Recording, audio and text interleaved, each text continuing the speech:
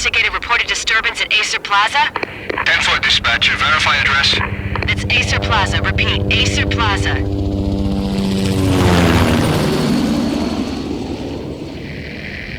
Shots fired on the rooftop. An assault in progress at Acer Plaza. Repeat, an assault in progress.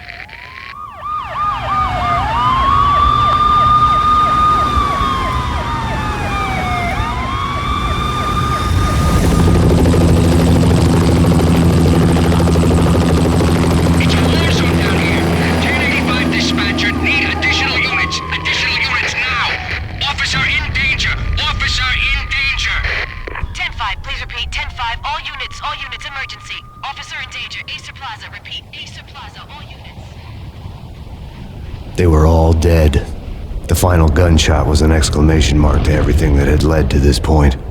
I released my finger from the trigger, and then it was over. To make any kind of sense of it, I need to go back 3 years. Back to the night the pain started.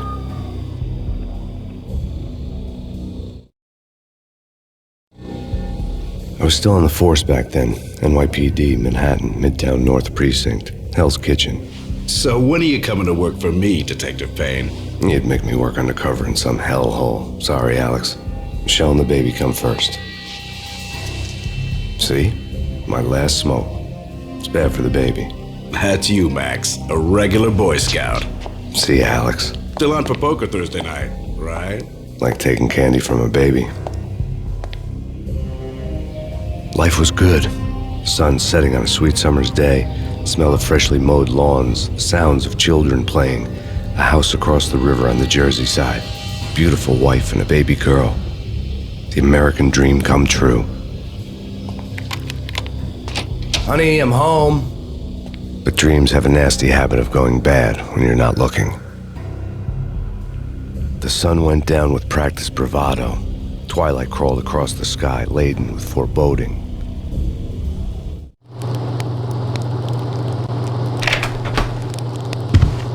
Michelle, honey, anybody home? I didn't like the way the show started. They'd given me the best seat in the house, front row center.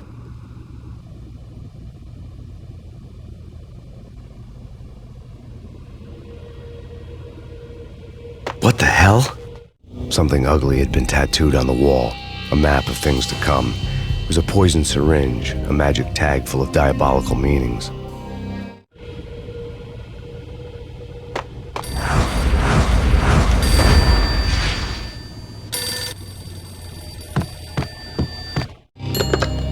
Listen, someone's broken into my house. Call 911. Is this the Payne residence? Yes, someone's broken into my house. They're still here. You have to... Good.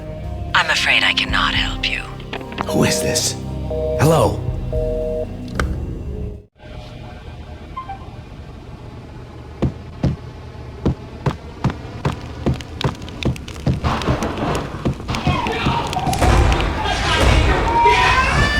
Michelle!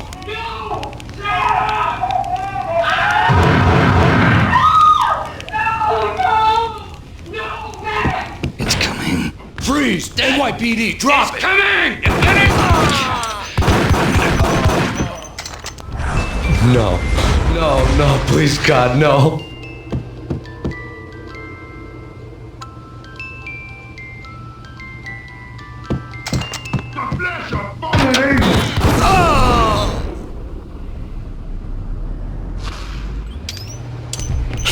No, God, no, please, Michelle. Oh, baby.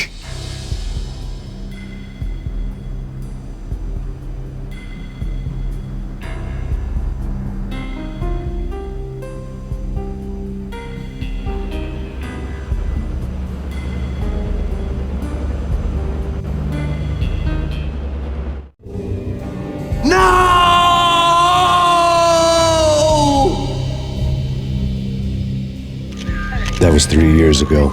Everything ripped apart in a New York minute. The killer junkies had been high on a previously unknown designer drug, Valkyr, V. After the funeral, I told Alex I'd be transferring to the DEA. It took us 3 long years to get a break in the Valkyr case. Then, finally, 2 months ago, a dime dropper tipped us off that Jack Lupino, a mob boss in the Punchinello crime family, was trafficking. I went undercover, infiltrated the worst mafia family in New York.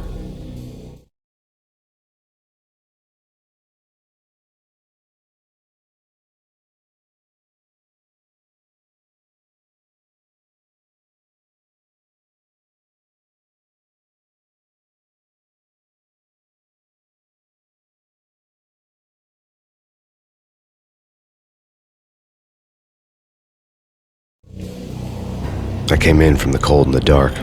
Outside the city was a cruel monster. I've been slowly working my way from the small time to the big fish, trying to get to the source of the drug. Alex and BB were my only contacts in the DEA, the only ones in this decrepit city who knew I was down here. BB here. Something urgent has come up with Jack Lupino. You need to meet with Alex immediately at the ROSCOE Street station. I hadn't had a face-to-face with Alex since I'd gone undercover. Outside, the mercury was falling fast. It was colder than the devil's heart, raining ice pitchforks as if the heavens were ready to fall. Everyone was running for shelter like there was no tomorrow. It didn't get any better when I got to the subway. The feeling hit me like a point-blank shot straight in the face.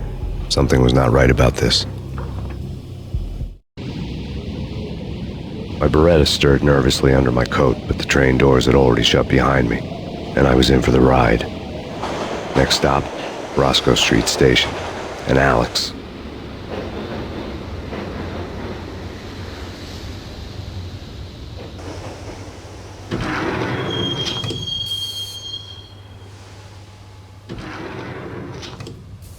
The station was drenched in gloom. Alex was a ghost, nowhere to be seen. I'd have to look for him.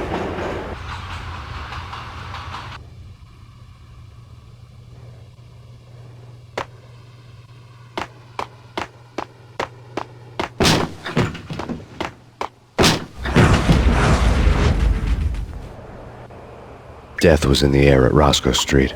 I'd have to find Alex fast.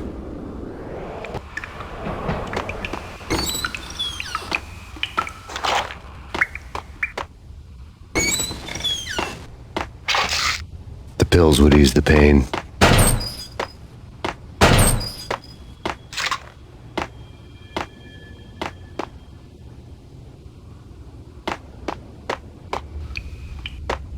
Wasn't Jake supposed to take care of this? He and Mickey are having too much fun. What the?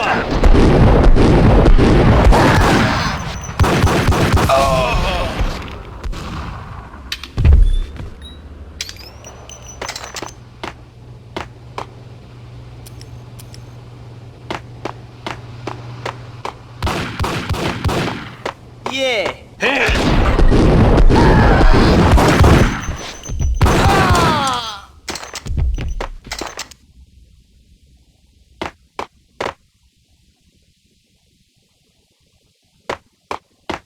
Yo, guys. Hey, what the?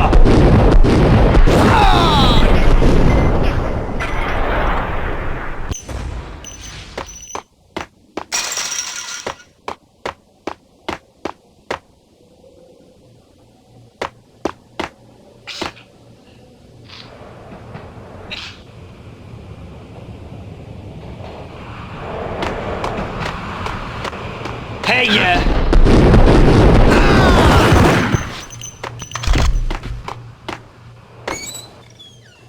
What was that? It's...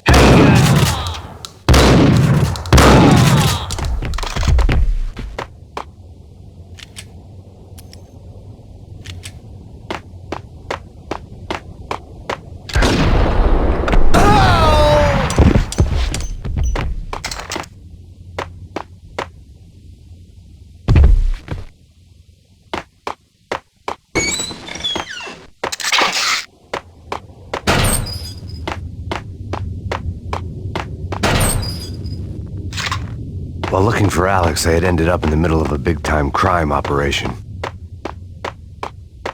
Hitting Roscoe Bank ain't exactly keeping low profile. The riskiest heist ever, huh? But hell, the payoff makes it worth it.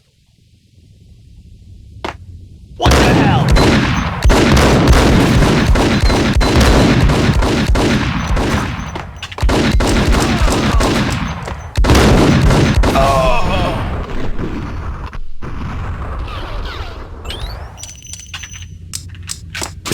was locked. I would have to find another way to get to the tunnel.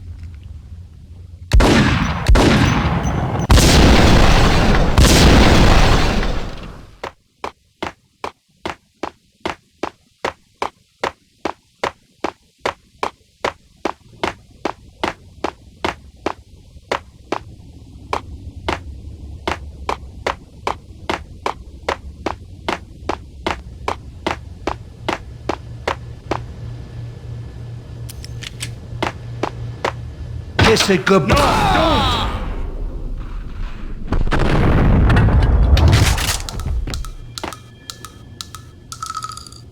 you saved me, man. What's going on here? A massacre. These armed thugs just appeared from nowhere. We need to get help. I can make the call from the control room 1 floor up. Can you take me there? Sure, sounds good. Follow me. We need to go and call help.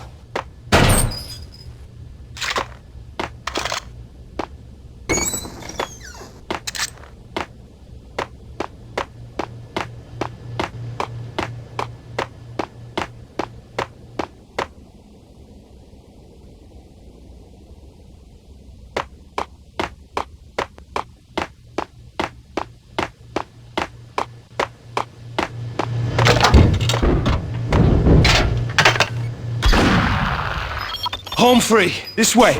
Hey, yeah!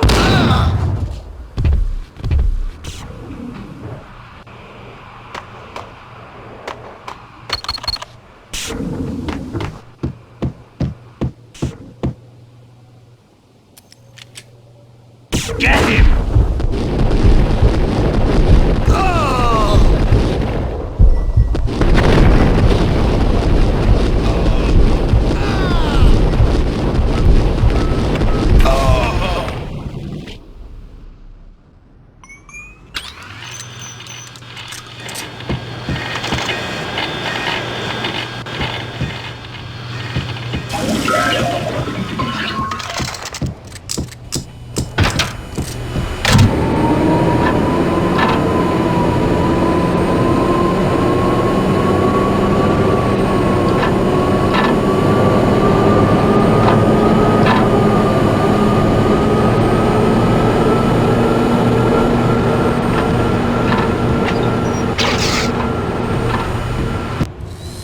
The train lit up like a Christmas tree. The power was back on.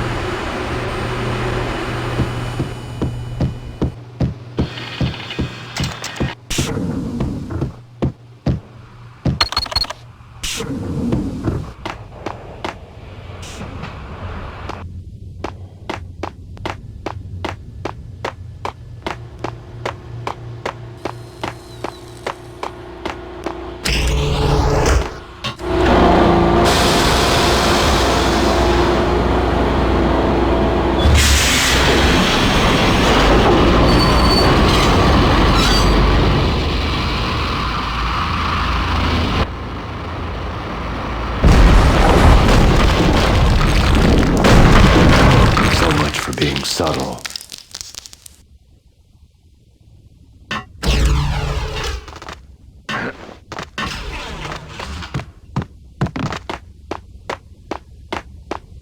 What the hell?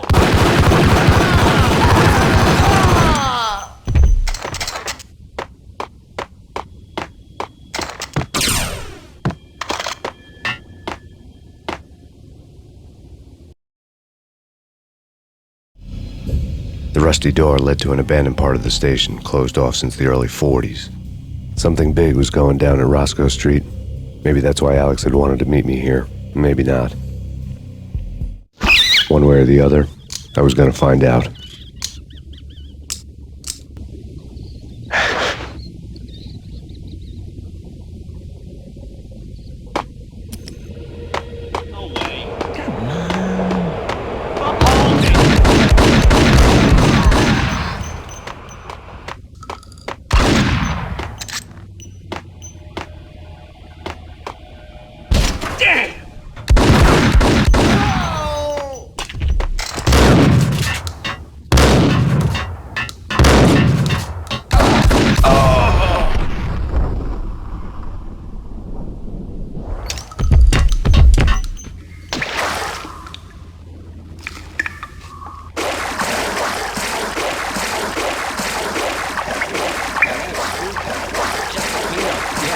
spooky, but also...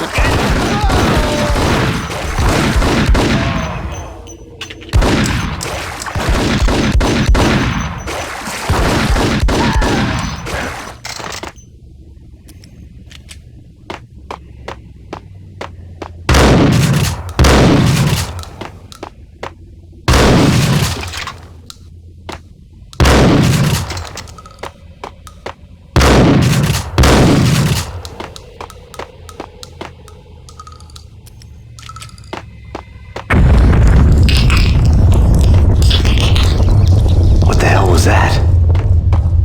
Hold on here. Give me the detonator. What are you talking about? The detonator. I thought you'd bring it. You were supposed to bring it. Yeah, right.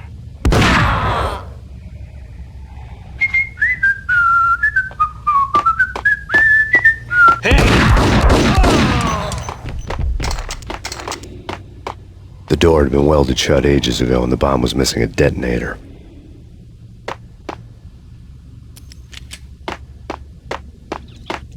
What the hell?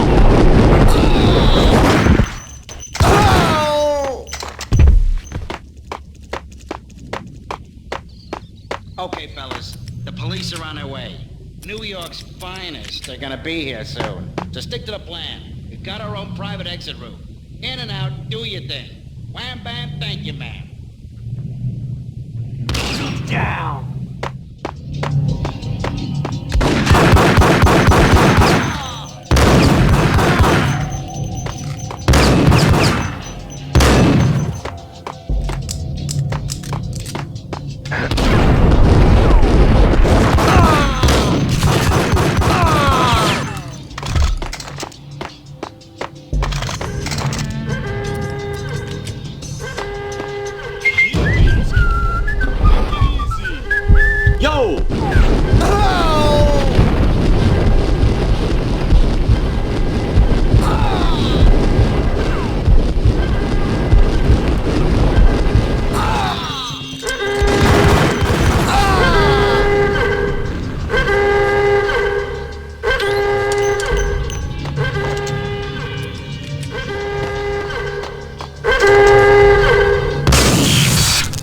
Thank you.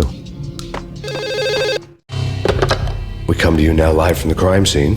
Who is this? Right back at you. This is Deputy Chief Jim Bravura from the NYPD. You are to cease your criminal activities and surrender immediately. Sure thing, Jim. Me and the boys have been talking and everyone's real sorry. They'll never do it again. Who the hell is this? Being placed at the scene of a bank robbery wouldn't have tipped the odds in my favor.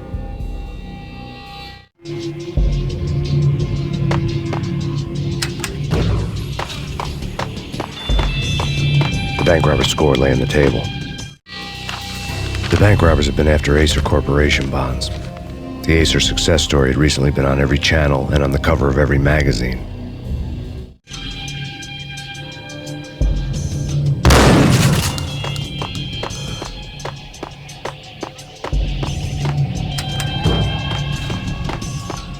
The bank robbers had left their tools on the table.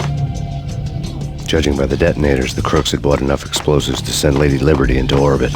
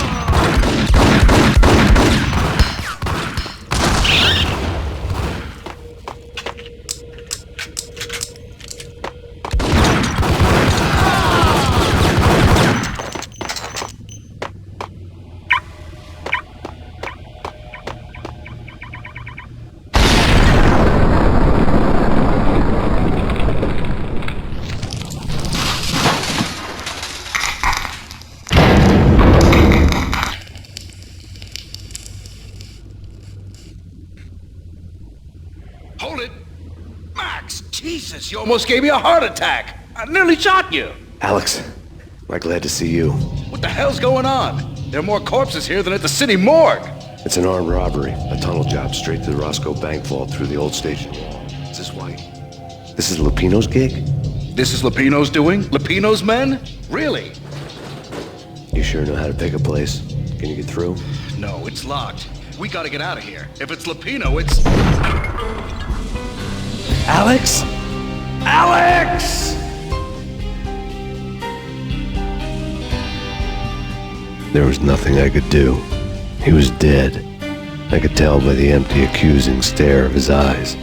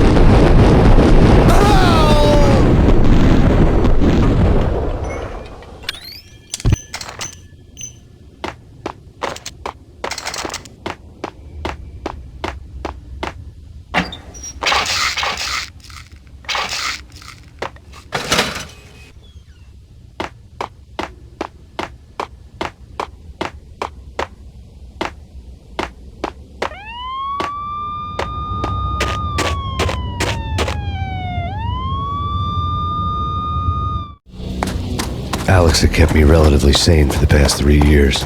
Now I didn't know how I felt. Somehow he had stumbled upon something big and ended up stepping on Jack Lupino's toes.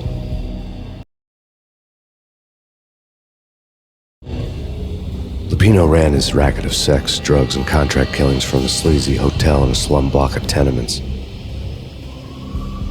The NYPD was closing in. I could hear the sirens. Their wail was a crescendo. Lupino thought he could get us by taking Alex out and leaving me to take the fall for it. All he had gotten was my attention. I went for the hotel first. It was a sad old thing with flickering lamps and faded colors, cheap mobster punks and tired-eyed prostitutes. I walked straight in, playing at BOGART like I'd done 100 times before. The place was run by a couple of murdering mobsters with shark smiles. The Finito brothers. Ladies and gentlemen, it's the pain in the butt. Pain to the max. You're killing me. Did you make that up yourselves, or you get some wino downstairs to come up with it? Don't answer that. A rhetorical question. I got something for the boss. Lupino around? That kind of depends on who's asking. A friend or a junk squad plan. Don't answer. It's one of them, how do you put it, rhetorical questions. Lupino ain't here, but he says bye. Lupino wasn't in his cheap hotel. Instead, I ran into the Finito brothers. My cover had been blown, the door slammed shut behind me, and then I was dodging bullets like raindrops. Pain in the butt. Ha ha! Pain to the max. Junk squad pig. Got a ticket to Harbor City for you. Eat first and lying down. Bring it in.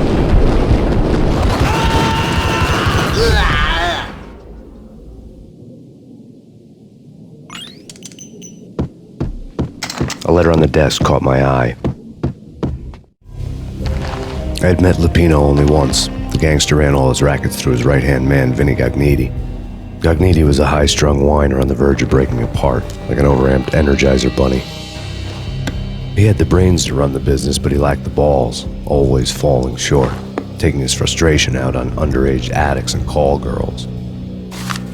The V deal goes down at your hotel. Jack's exact words, quote, "Vinny, you're in charge of this one," unquote. Rico Muerte's coming to see it through. Anything goes wrong and everybody's gonna get dead. Goes double for you. Treat this guy real good. Anything he wants, you give him. Don't screw this up or you're finito, finitos. A V deal meant added security, locked doors, and lots of nervous thugs with itchy trigger fingers. I'd seen nothing coming in, but that didn't mean it hadn't been there. Rico Muerte was a regular Kaiser Soze, a spook story told to keep the apes in line. 313. The Finitos had scribbled Muerte's room number on the note's margin. Bosses! Everything all right? Bosses! Joey! Vigilio! You're right in there? They're not answering. Call the others. Tell them to come quick. Okay, but we can't wait for them. We gotta go in now. Bosses! We're coming in! It's me!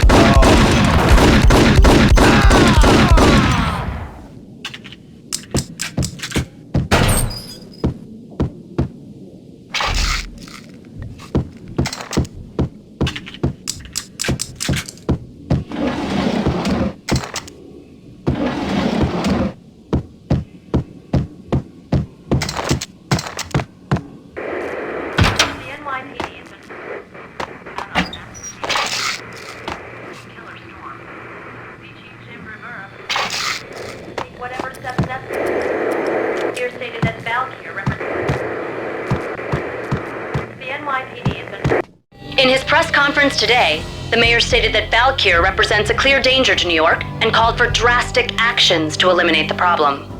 On today's top story, the Valkyr crisis worsens with the murder of DEA Special Agent Alex Balder. Special Agent Balder had been shot repeatedly from a point-blank range. The gunman has been identified as Max Payne. The noose is sure to tighten around this fugitive criminal as more NYPD units join the search to apprehend him. I had just gotten my 15 minutes of fame.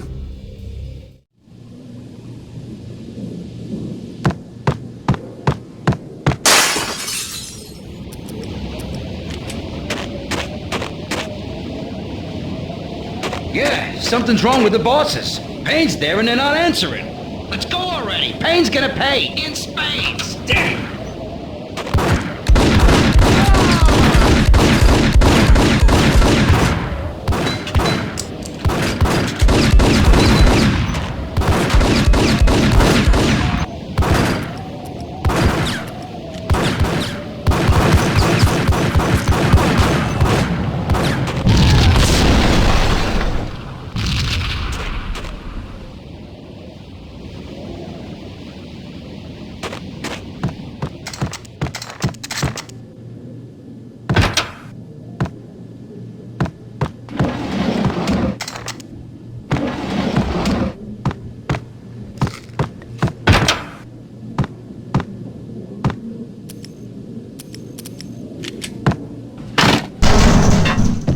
Yo!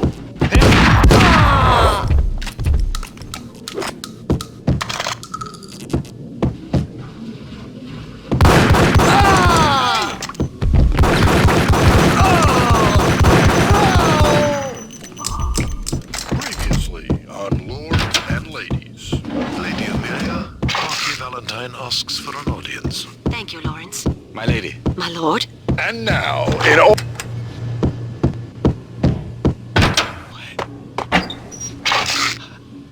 V-head junkies could go off without a warning.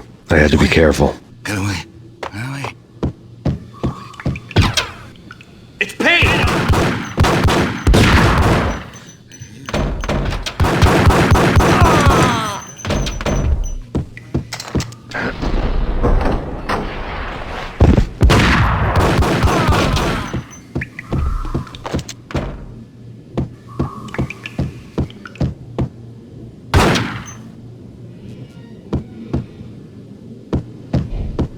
Piece of crap!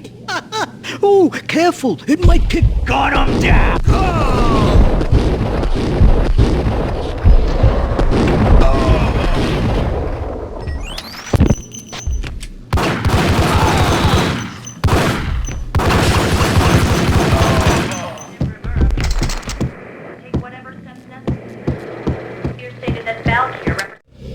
Tonight, the city's fight against the nightmare drug Valkyr took a turn for the worse as DEA Special Agent Alex Balder was found brutally slain at the ROSCOE Street subway station. A suspect was seen leaving the site only moments after the shots had been fired, and the NYPD is currently in pursuit of Max Payne, a repeated felon believed to be armed and extremely dangerous. And now the weather. The worst winter storm in recorded history continues to pound the city. The NYPD has been out on Max Payne. Killer storm. Species Jim Rivera. Whatever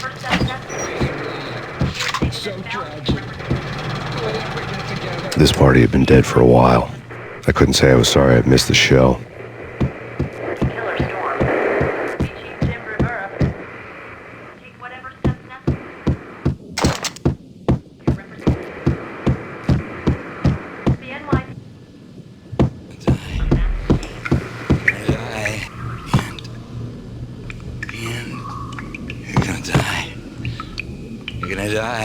I think I died. I think I'm dead.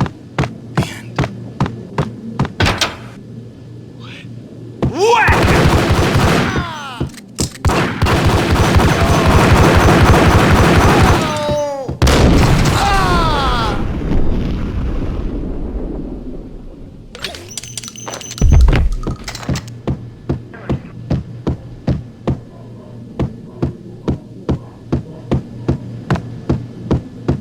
I'd found Muerte's room.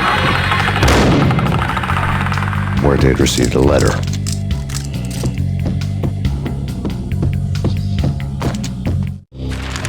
Our investigation had turned up nothing to link Angelo Punchinello, the head of the Punchinello family, to Val Kier.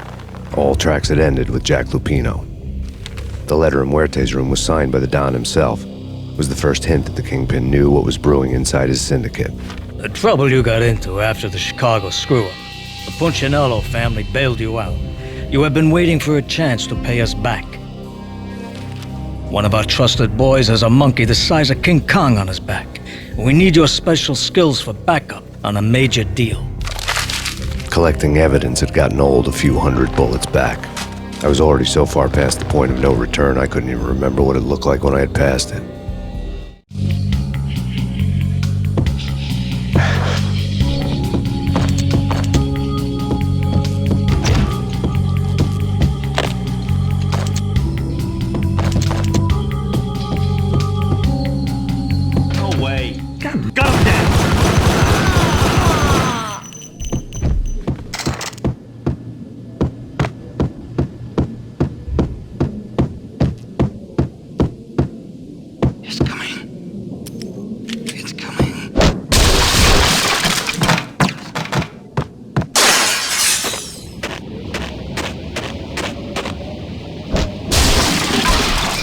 I didn't want to know what had happened here. It was not a pretty sight.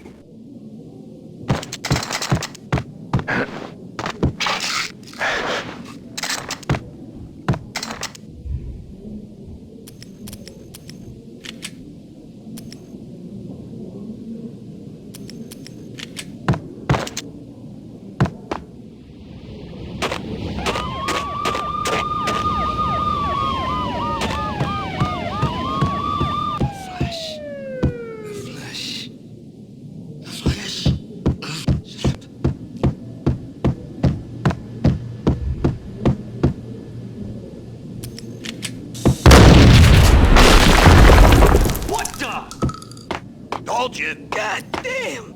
I thought it was a bomb for sure. Ah, the Russian wouldn't dare. This is waiting to happen. Yo!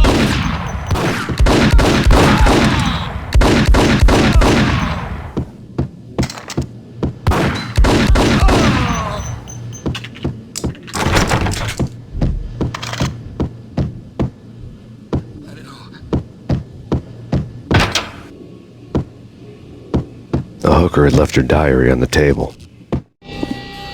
The diary belonged to a hooker named Candy Dawn. The read would have made a vice cop blush.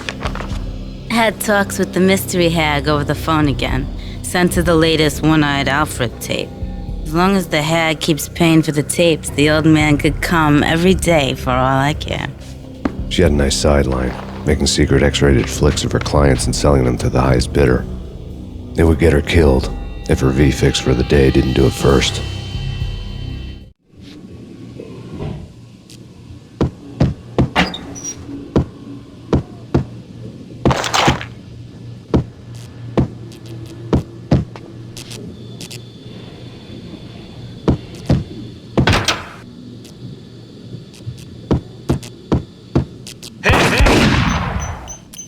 It's him. Go get him. No, wait. You go get him. You go and get him.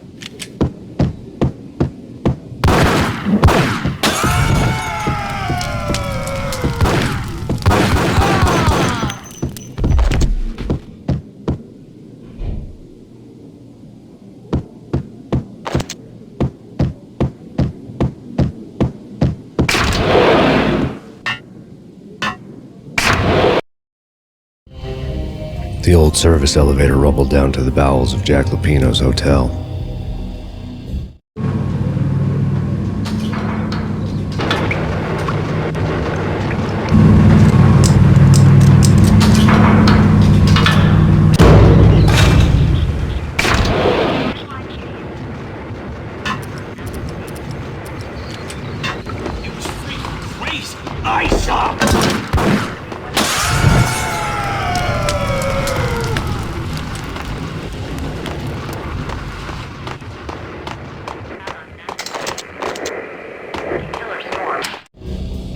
A winter storm warning is in effect in the whole tri-state area, as both freezing rain and heavy snowfall continue.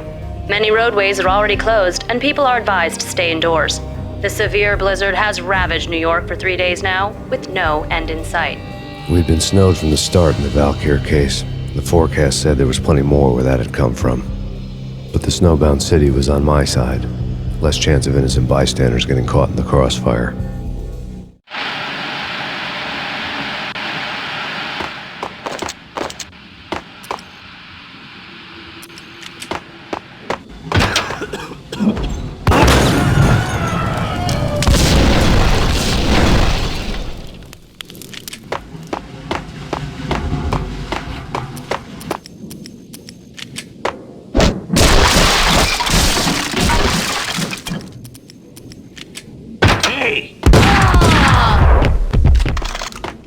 Exhibit number 1, a newspaper. A dead man tied to a chair lay on the boiler room floor. Captain Baseball Bat Boy has an unbeatable track record in superhero death matches. But a 6-pack of root beer gets me every time. The murder weapon was a baseball bat, now lying in a pool of drying blood next to a newspaper folded open on a Captain Baseball Bat Boy comic strip.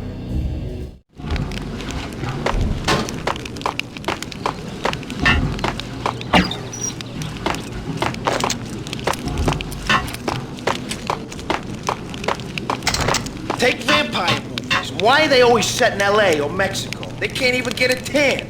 If I was a bloodsucker, I'd move to the North Pole. Winter's one long night. Yeah, and what would you eat? Suck blood from penguins? Nah, Eskimos, man, Eskimos.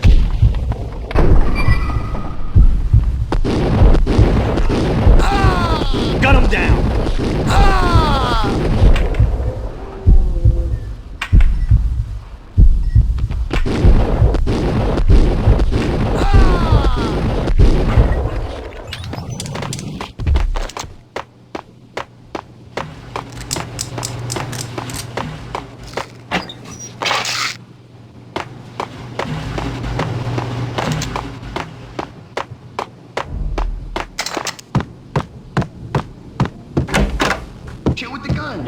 Trust me, you don't want to piss Muerte off. Gentlemen, let's do business. Green for green. Cheers at green-eyed angels. Amen.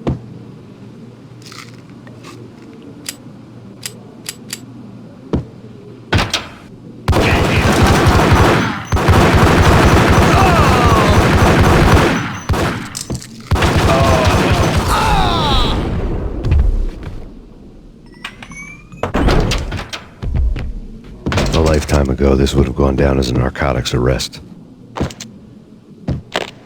The transparent cylinders glowed green, full of Valkyr.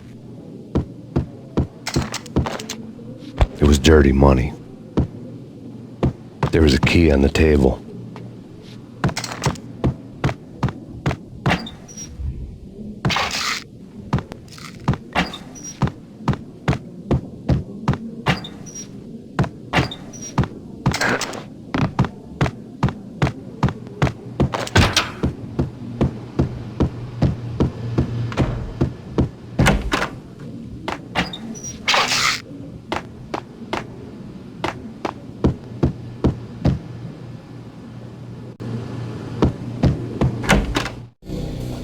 Two mad dog killers, ready to murder each other. They step into the next room, and I'm thinking, now they're gonna do it. But no.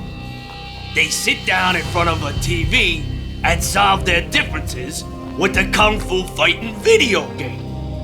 I tell you, Candy, I was so depressed, I strangled them both with the video game cables. Oh, Rico, you're so bad. I am, ain't I?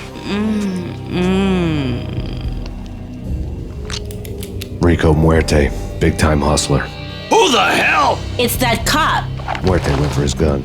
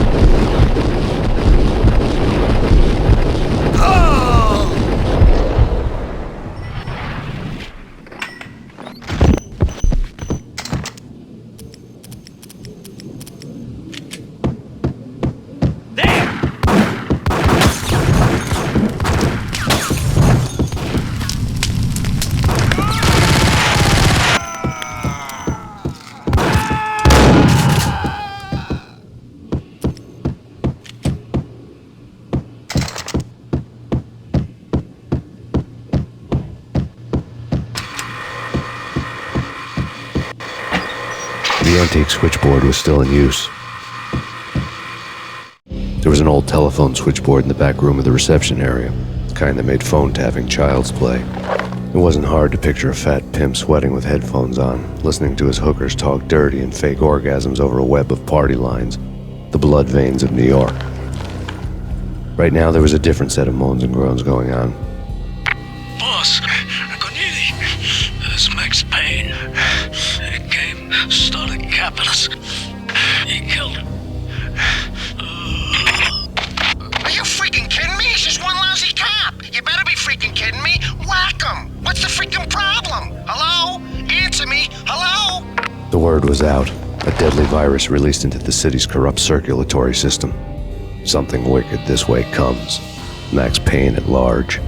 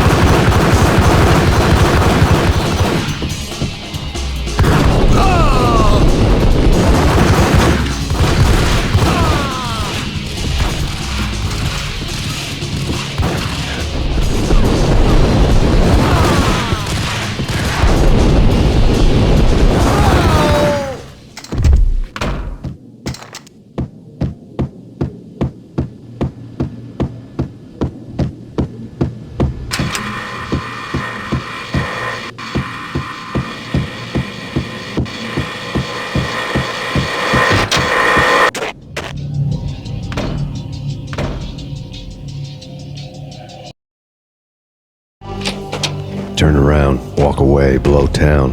That would have been the smart thing to do. Guess I wasn't that smart. Lupino's tenement buildings were a seedy hangout for all kinds of sleaze. A liquor store, a pawn shop, a A laundromat full of mobster bookies and loan sharks. The list went on. The how and why of it was a mystery to me, but they knew I was a cop. They knew I was coming, and they were going to get real trigger happy about it. I got to see Lupino's hangout all lit up. A bomb went off, turning snow into liquid gold. A pillar of fire lifted the remains of a car straight up into the air. The flames were highlighted on the hood of a black Mercedes-Benz as it coasted down the street real slow, as if the driver didn't have a worry in the world. I got a good look at the man riding shotgun. It was Vladimir, the head of the local Russian mob, the fly in Don Punchinello's soup. The ringing in my ears was the sound of a mob war being waged.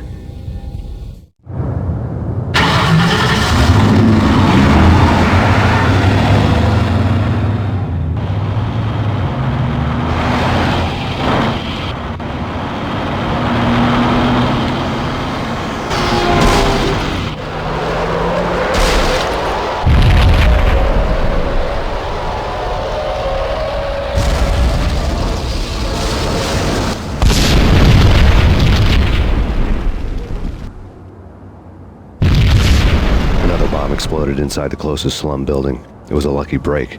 The goons inside were spooked, but luck always came with a price tag. More bombs could still be ticking inside, and the cops would already be on their way. Jack Lupino's suite was on the top floor. At least it used to be, before the explosive makeover.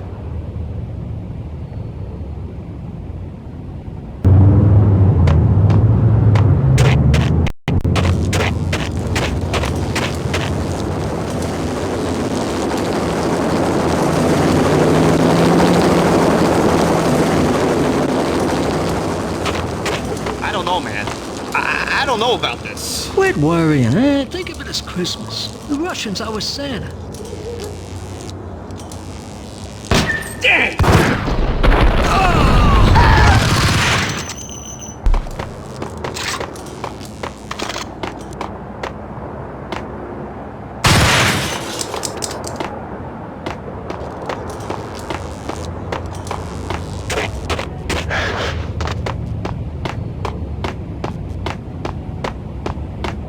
The headlines were a depressing read. The headlines were screaming bloody murder. The storm was a screaming duet with the approaching prowl car sirens. It was all a scream when you were down for the count and wanted for murder.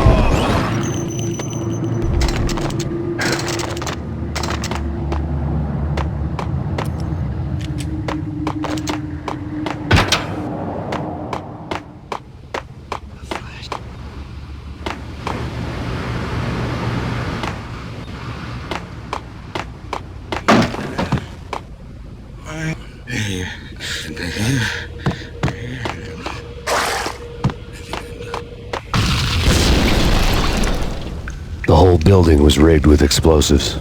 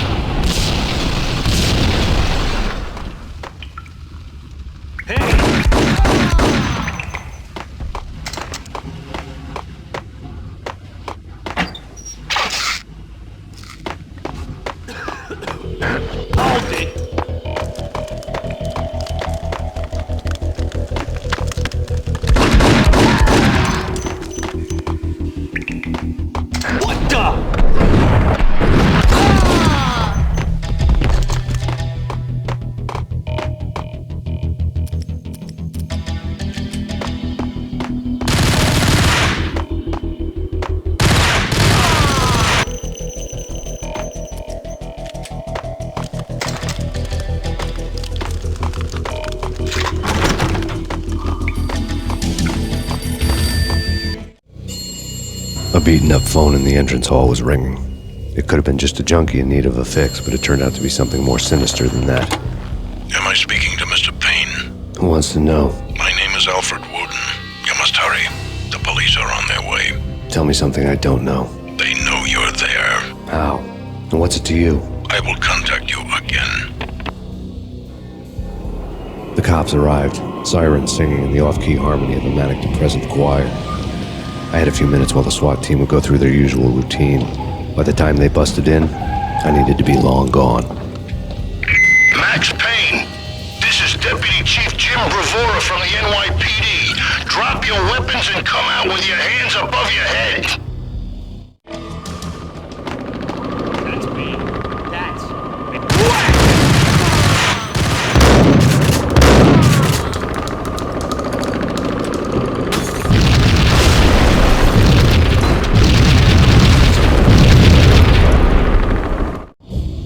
Suddenly it all made sense. The bombs, the Russian mob boss making an appearance in person. Gagniti was his usual self, all talk and no walk. After our hit, the Russian has only a couple of guns left and they can be bought. There's no freaking way he has the guts to try anything after that. As it turned out, the Russian had plenty of guts. One thing you could count on, you push a man too far and sooner or later he'd start pushing back. There was a key on the shelf.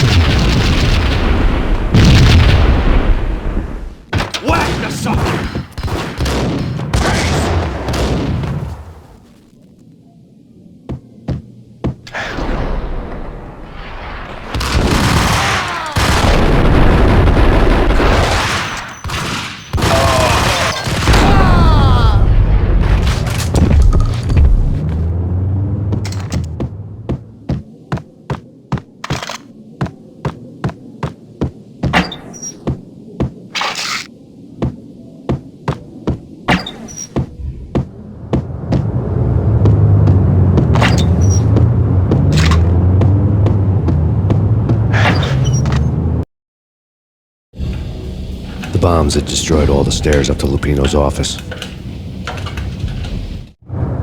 The alternate route led there by way of adjoining rooftops.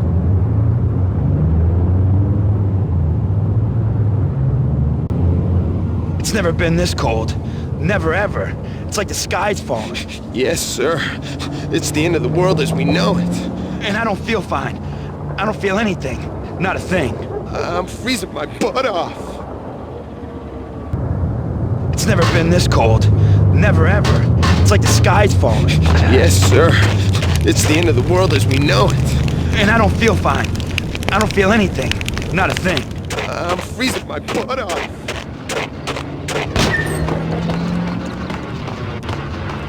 To get to the roof, I'd need to get to the elevator through the locked door up ahead. Pizza delivery. Never seen you before. Buzz off, Joker.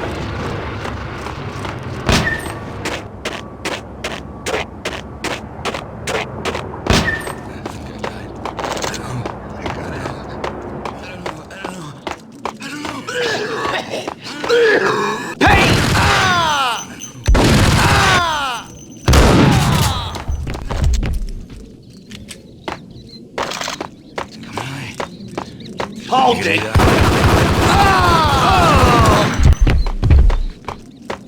Get away! Get away! Get away! don't shoot. You know the clowns at the laundry? Me?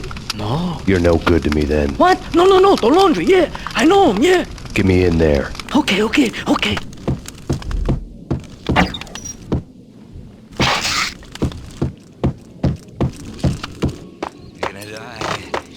gonna die.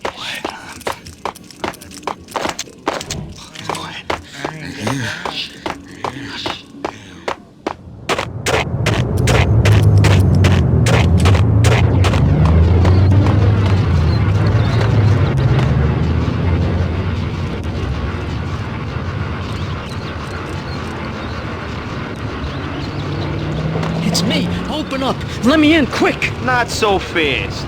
The password. John Woo. Come on. Okay, John Woo. All right. Come right in.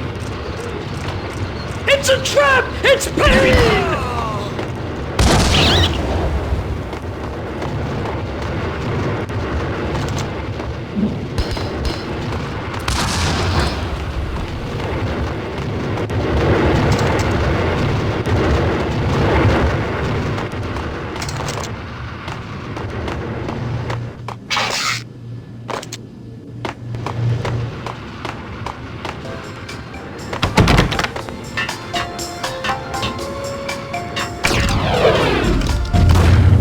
Thank you.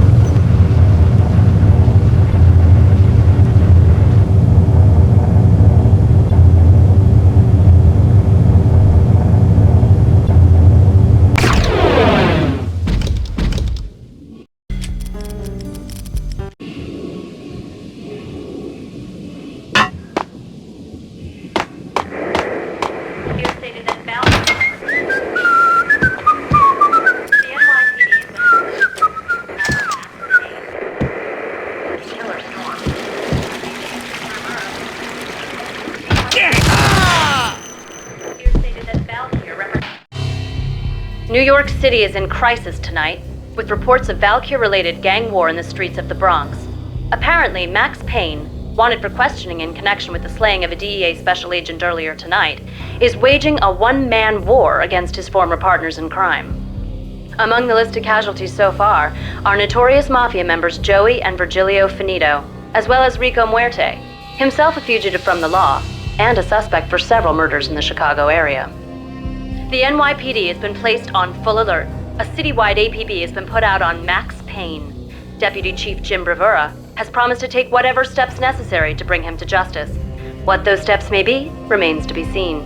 For CNN TV News, this is Kira Silver.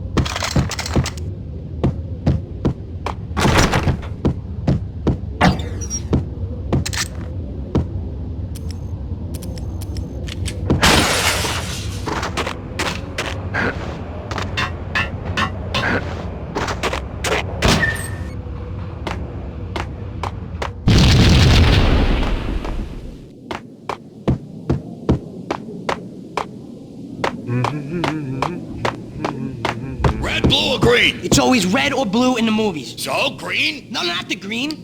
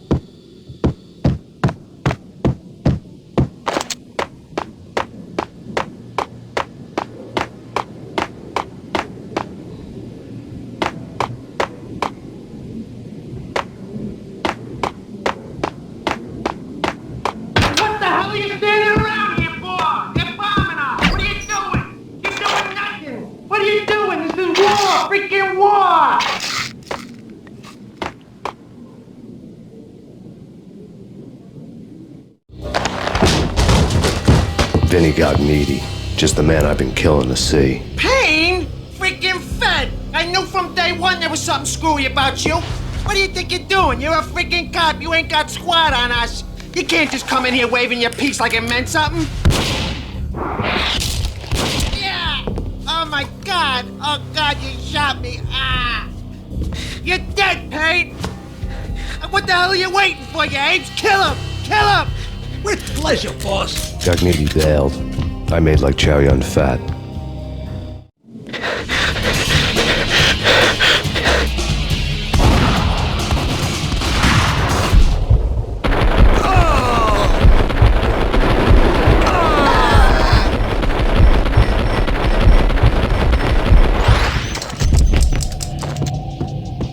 A crumpled letter lay on Gognitti's desk.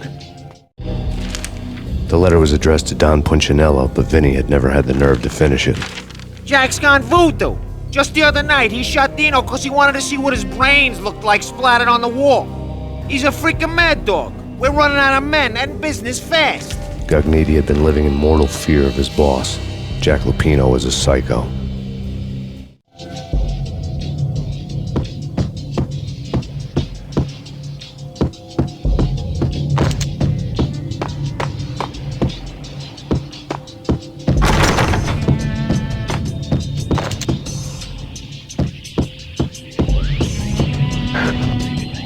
Vinny Gognitti was running scared. He could run, but with a bullet in his stomach like a broken bottle of Tabasco, he was quickly running out of time. He knew where his boss was, and I wanted to square things up with Jack Lupino. Gognitti would be moving fast. I don't know about angels, but it's fear that gives men wings.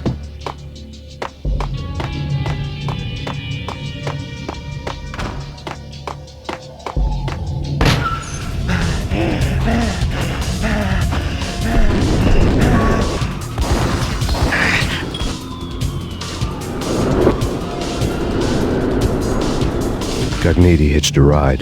To catch him, I'd have to follow his lead.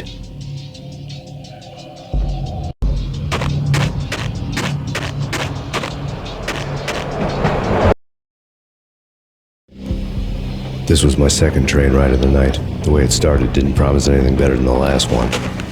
Freezing wind tearing at my face like sandpaper and razors, ice hard and slick under my hands and feet. Somewhere in the background, the wail of sirens, the city howling after me.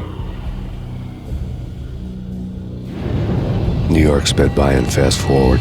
Dark rooftop water towers and a dead forest of antennas and chimneys, all a blur. When the train he was riding slowed down, Gognitti made his move.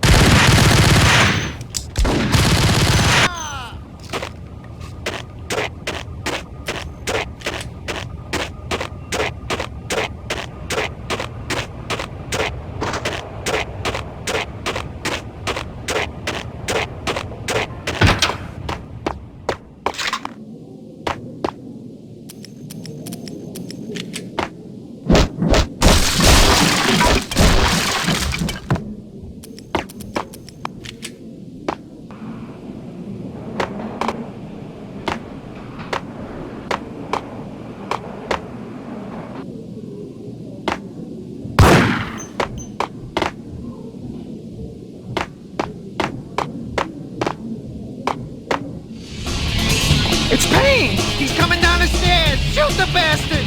Okay, boss, you got it. No problem. All right.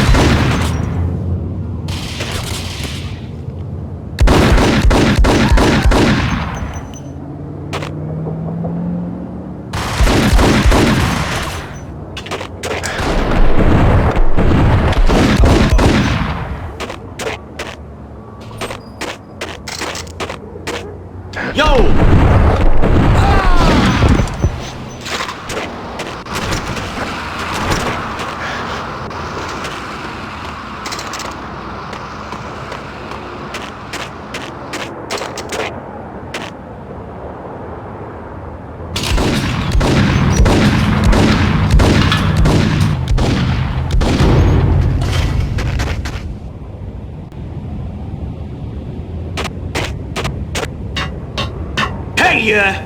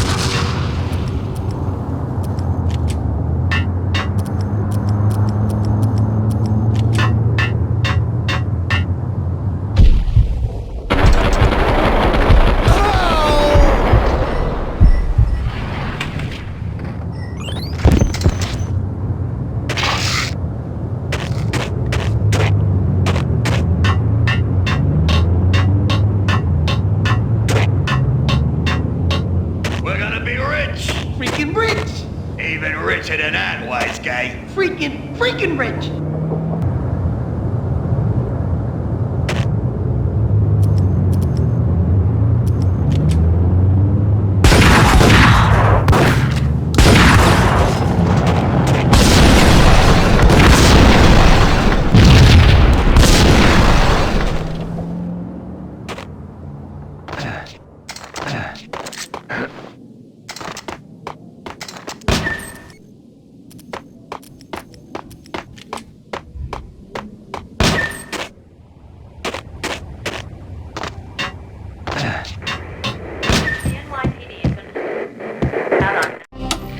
Max Payne has nowhere left to go. We are very close to capturing him. You'll get a full statement then.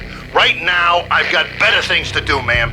That was Deputy Chief Jim Bravura from the NYPD with no further comment at this time.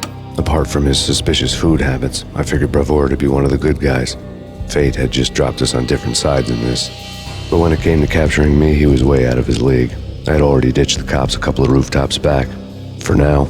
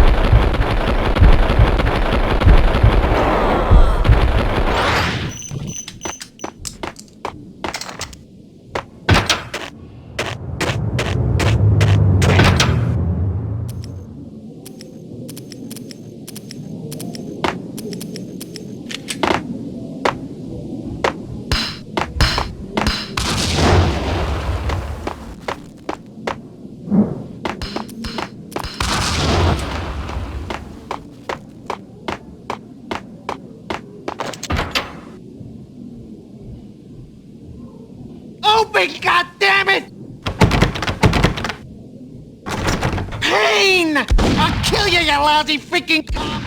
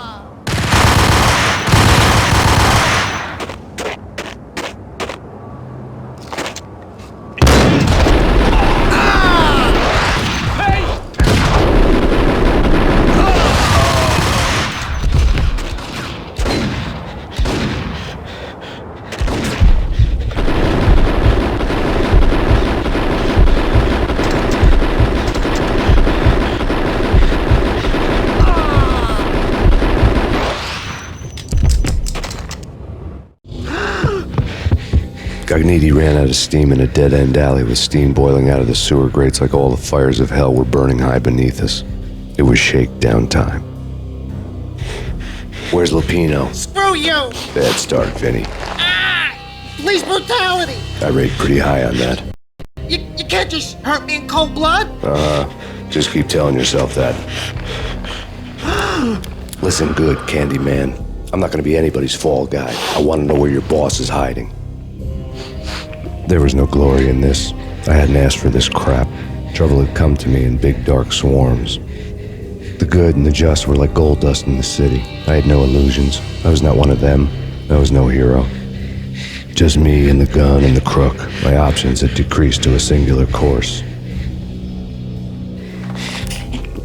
I'll tell you, just don't hurt me no more. Lupino's at RAGNA, the nightclub. Book me, take me, hold me to the freaking jail, just don't hurt me. Your rights will be read at your funeral. Ragnarok was Lupino's private nightclub, a den of drugs built into an old theater. I knew what waited inside.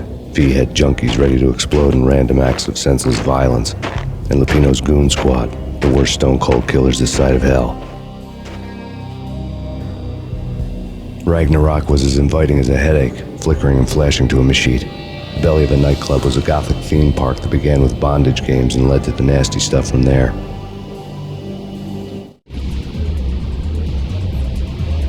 As subtle with its dark message as a cop killer bullet through the heart, like father, like son, just like Jack Lupino.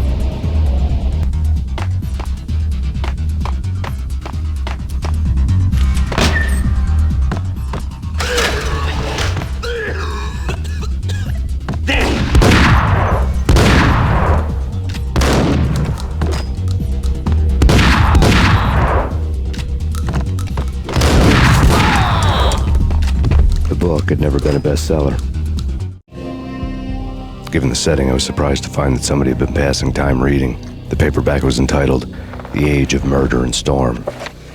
The blurb on the back mentioned Norse mythos and Ragnarok, the end of a Viking world with a terrible winter that covered the earth in ice, when vile crimes were rampant and all humanity lost. I could see how somebody impressionable might get it into their head that we were at the end of time. I was also beginning to see what the nightclub and its owner were all about.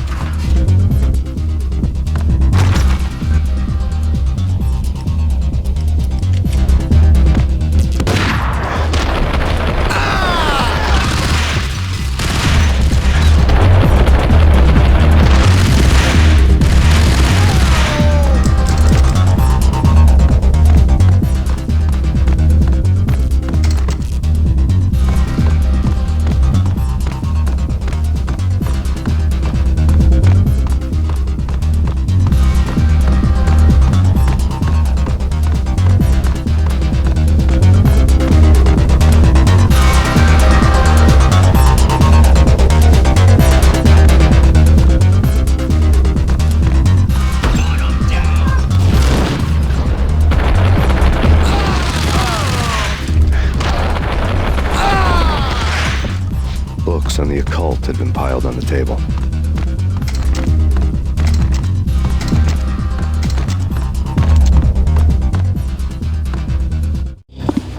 The room was stacked with light reading, such as Necronomicon, Witchcraft, and Paradise Lost. Old exotic titles like Malleus Maleficarum and De Umbrarum Reini Novum Portis. Books with pentagrams on their covers, all dealing with the occult and the infernal, lying between stacks of horror videos and a couple of Ouija boards. The only thing I could take seriously was the thought of Lupino taking it seriously. He had been spending a lot of time getting intimate with the guy downstairs.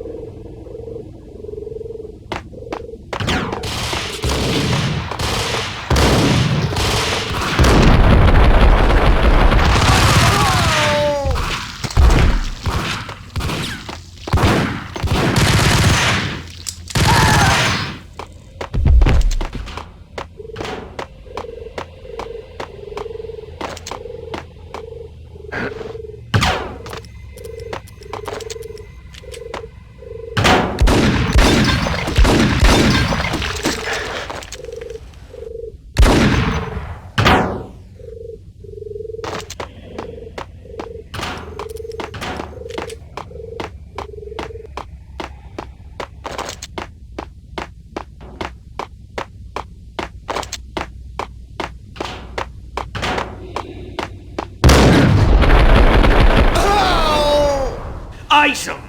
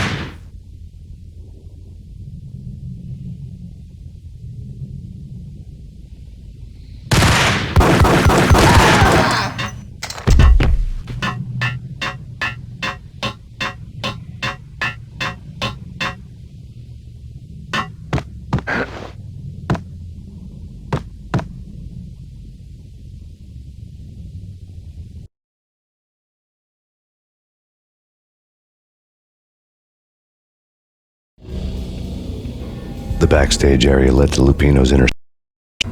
The hot air inside was like an invisible wall, thick with incense and something else, a sickly sweet smell that made you gag. This was the rotten core of the Big Apple. Lupino lurked somewhere ahead, like a spider at the center of his web, waiting. The vapors in the air started to make my head swim. Torn pieces of a letter lay scattered on the sofa.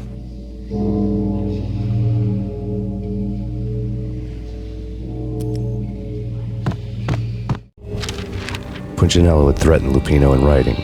The note had been torn to pieces, bloody fingerprints all over them. Don't want you to think that one of my boys is not playing with a full deck. Shape up, Jack. We are running a business here. I'd hate to send the trio to strong-arm you. The trio were the Don's notorious henchmen. It was obvious that Lupino hadn't been intimidated by the threat.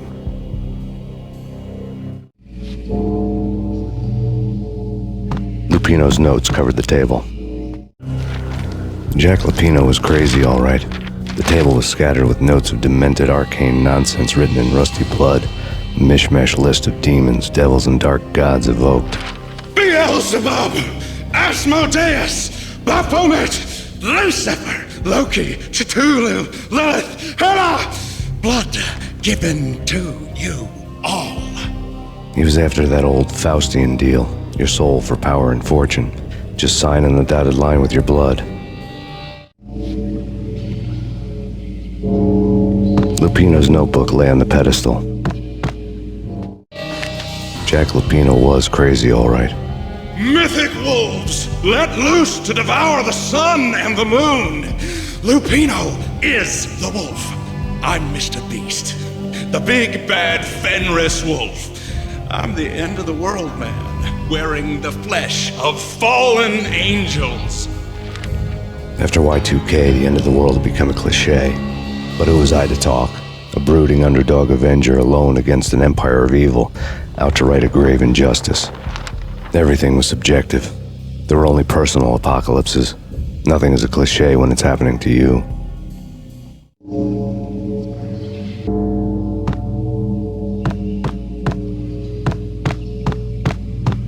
The flesh of fallen angels! Come to me all! Astaroth, Beelzebub, Asmodeus, Baphomet, Lucifer, Loki, Satan, Cthulhu, Lilith, Hela! Blood to you all! Secret, living under the skin of reality. I've seen it. The corruption of flesh.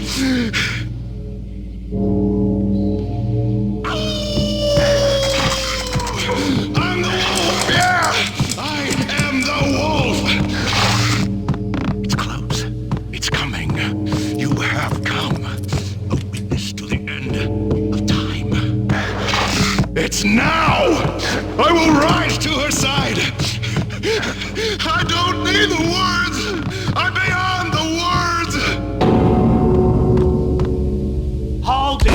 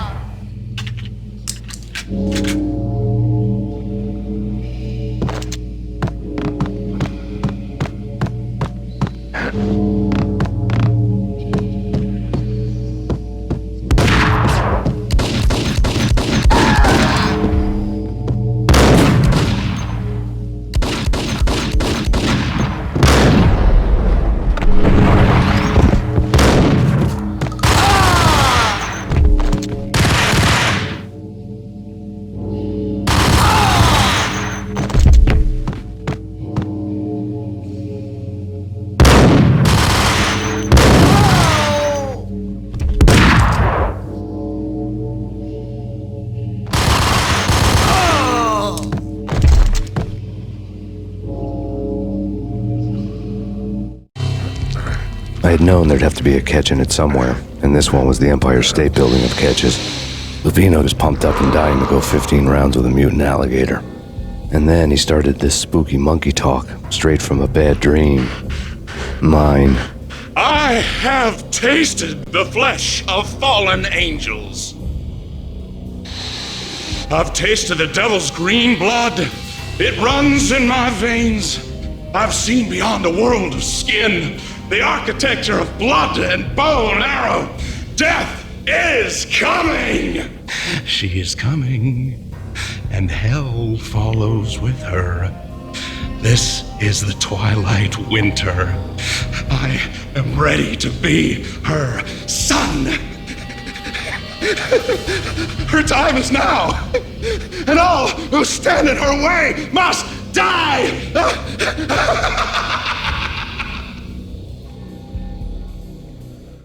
Die! You'll die! You'll die! Now! All die!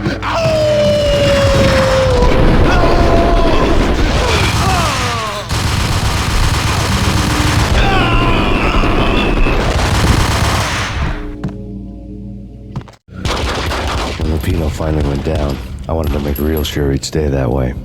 V was a bad monster. Turned them into friggin' zombie demons from outer space. I think he's dead already. Huh? And that's when it happened.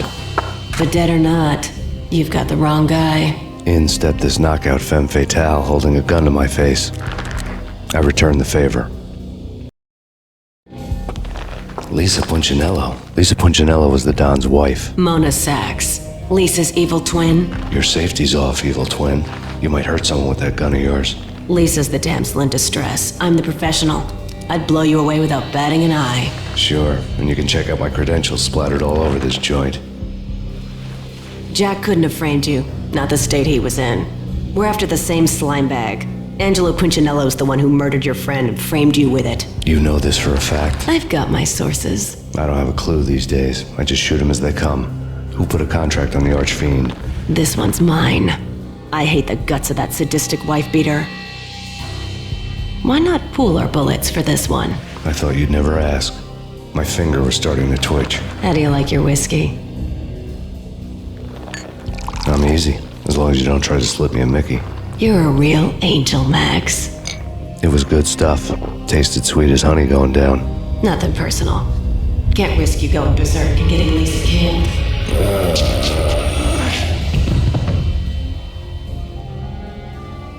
The nightmare was always the same. Violent shapes moving in darkness, old and ugly. The killer's mad laughter was a riddle filled with wicked innuendo.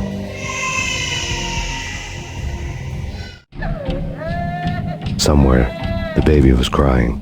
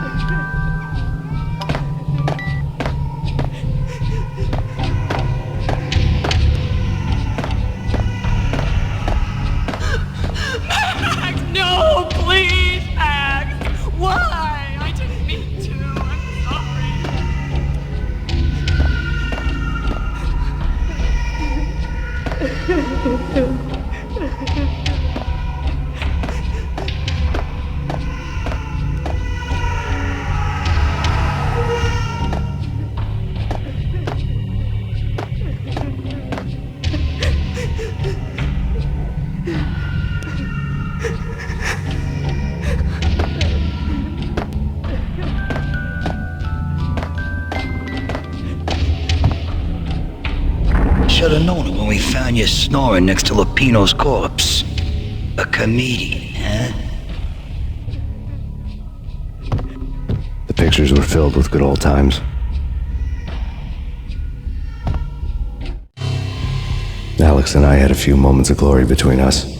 Crime-fighting comrades, the best in NYPD DEA collaborative team. Good-hearted macho bullshit like that. I would have given anything to have him here as my backup. No such luck. No luck at all.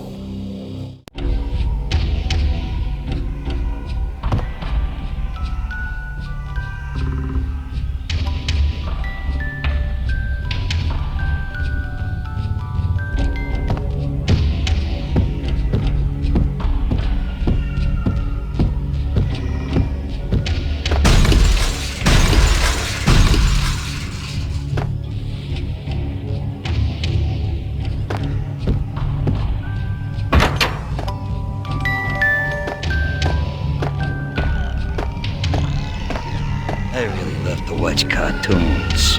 Captain Baseball Bat Boy's my favorite.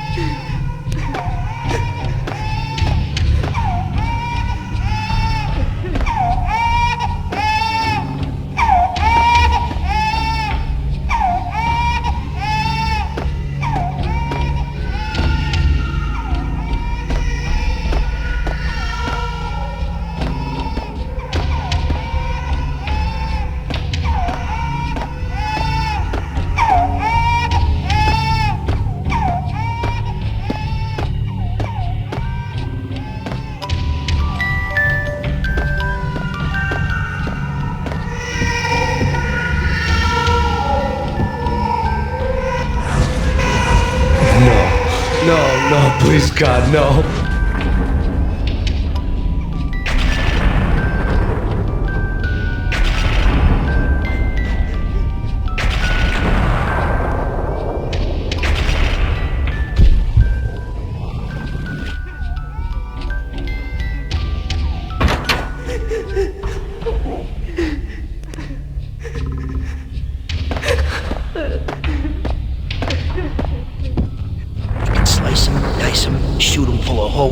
Blow them to bits, vaporize them, disintegrate them. No matter what you do, they'll still be back, good as new. Michelle's diary lay on the table. Max, no, please, Max. Why? I didn't mean to. I'm sorry.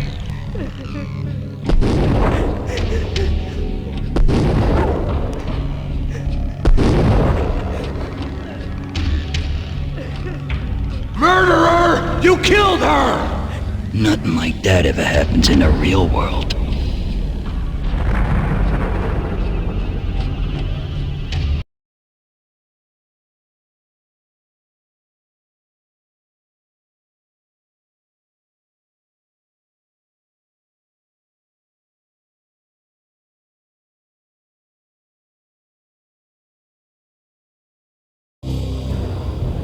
I woke up in a bad dream. My head felt 2 sizes too small for my brain. Max Payne. I envy your name. And the killer was smiling. Pleased to meet you. I'm Frankie the Bat Niagara. Niagara, as in you cry a lot? He had a baseball bat and I was tied to a chair. Pissing him off was the smart thing to do.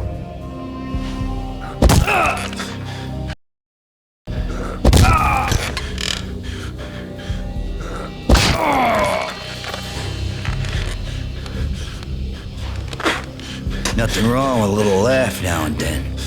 Take me, for example. I love to watch cartoons. Cartoon violence is a fascinating thing. Let's take a break. I need to take a leak and maybe grab a cold one at the bar. Don't worry. I'll be back to finish this off. And then, it's checkout time. You play, you pay, you bastard. He swaggered out, and the door clanged shut behind him, locks clicking into place. Everyone makes mistakes. Mine hadn't jokes about the goon with the bat. He'd have cracked my skull regardless. It hadn't even been to trust a girl with a gun. I had blindly gone after the first bad guy on my hit list when I should have been aiming further up the ladder, at the head of the Punchinello family. I couldn't bring myself to be pissed at Mona. Guess I had a soft spot for a pretty face.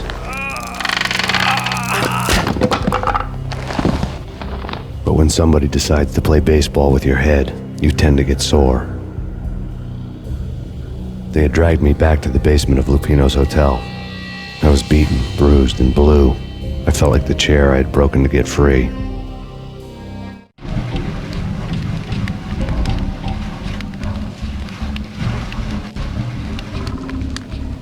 had was Niagara's bat, sticky with my own blood.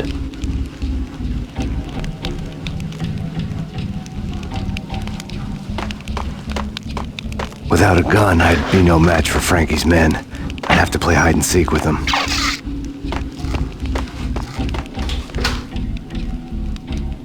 It's Frankie's turn. We'll take care of it. Yeah, I know. Just I wouldn't mind having a go at him. It's Frankie's turn. Yeah, I know that.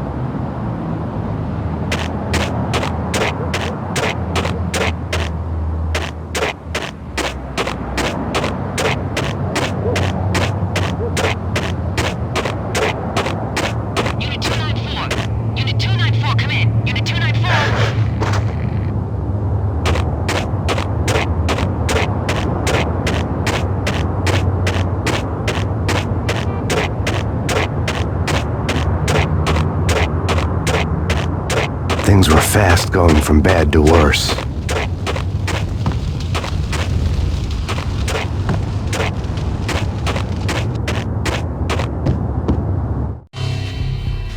The men in blue had come and gone.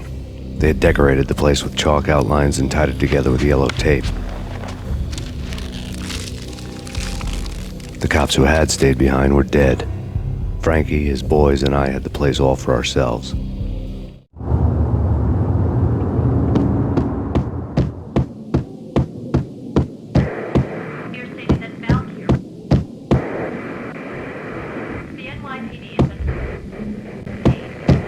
Just forget about it.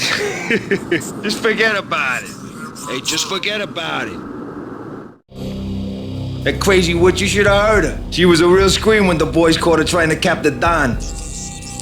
Oh, that's friggin' bad. To the trio? That's even worse than what Frankie's doing to that poor bastard downstairs. She's gonna take a long time to die. The mobster muscle on the phone was talking about Mona. Punchinello's trio were nothing but bad news.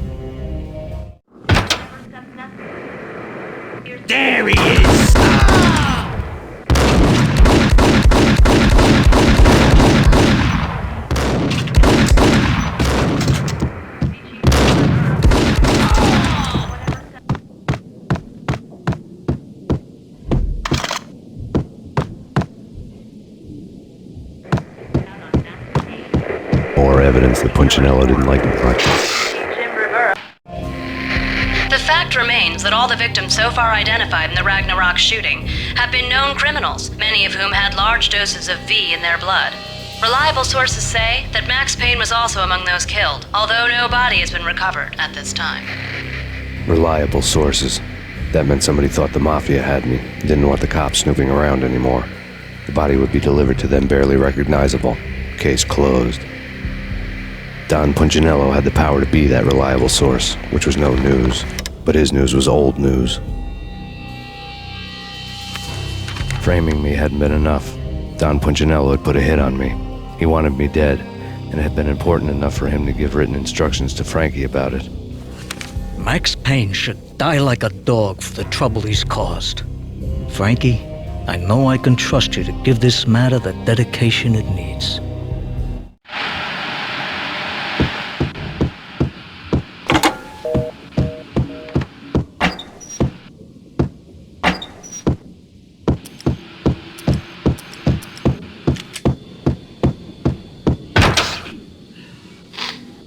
Hold it!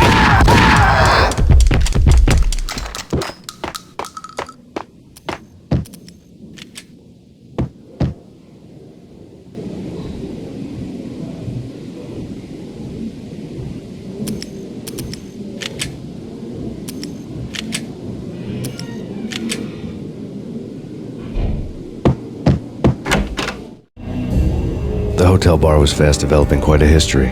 True to his words, Frankie was there, having a beer. Jesus Christ. How the hell did you get loose? Got bored waiting. Thought, what the hell, we could just as well finish this here. Fine by me. This just as well.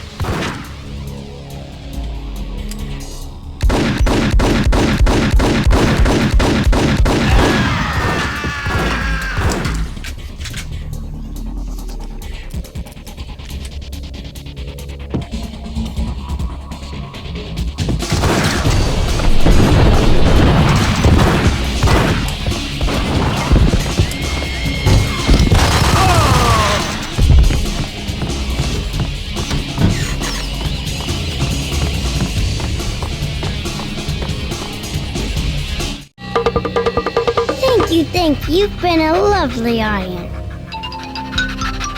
Had enough? I don't play with girls anyway. Unfair!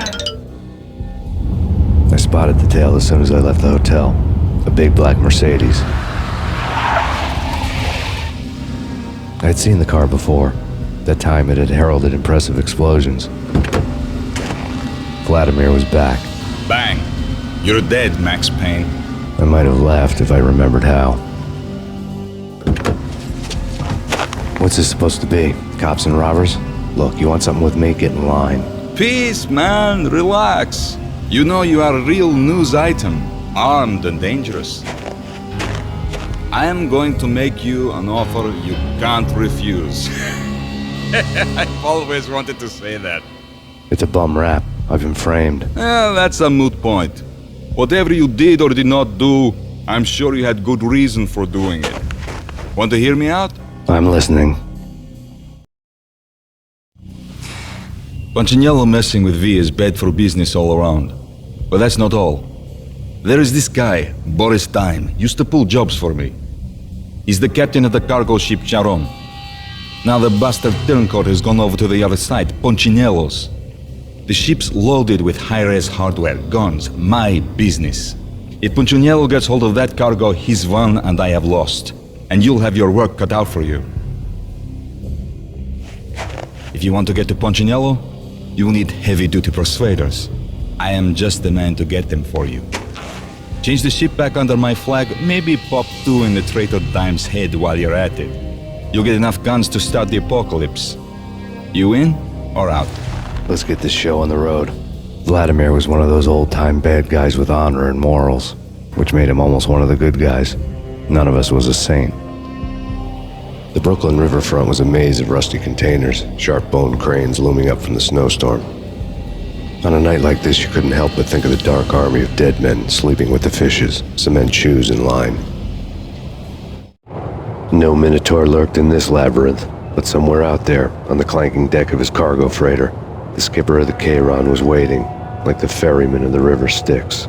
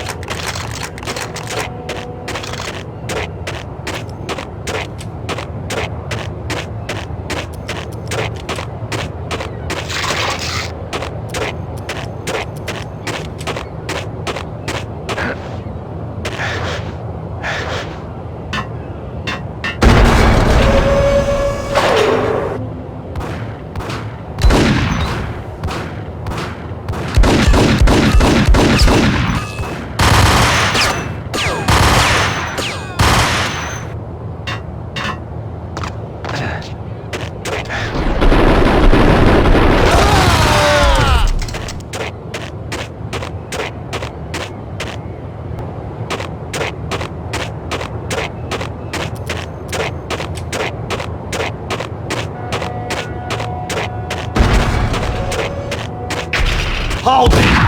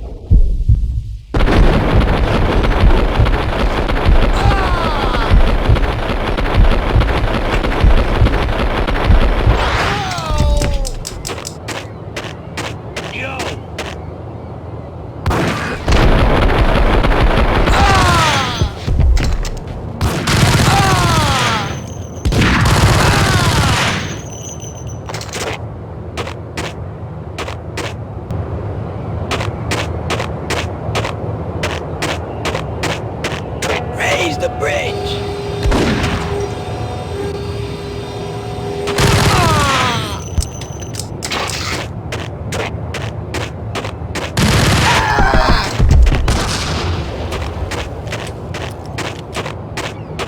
Oh! Don't worry. This way.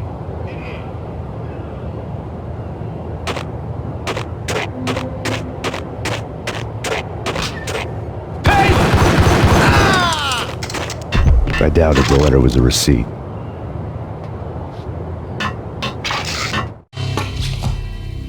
Rico Muerte had come to town to do more than just sort out family troubles. Exhibits number 1, 2, and 3. Briefcase of money, a sniper rifle, and an envelope with one word neatly printed on a folded piece of expensive paper. Mayor.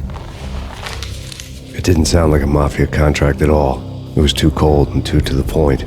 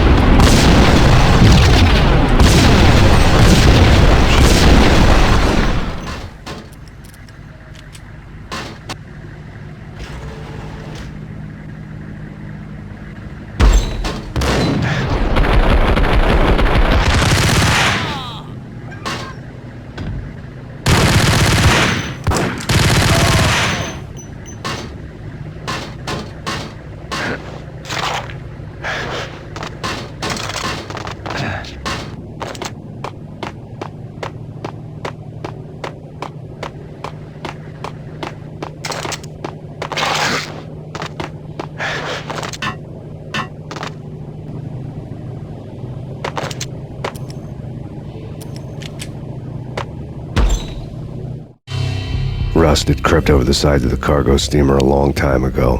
Boris Dime would be on board. I'd have to smoke half of his crew to even get near the gangplank. The guns were probably being kept in the hold, buried amidst the rats and oily water.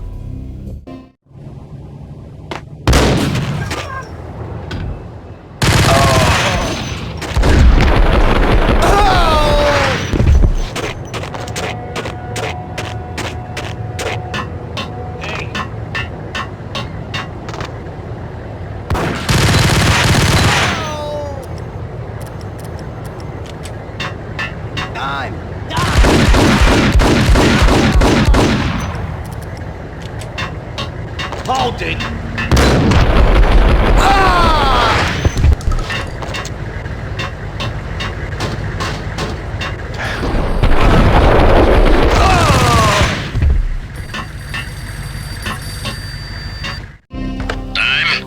Angelo Puccinello here. Angie, tell me, how much did Dime cost you?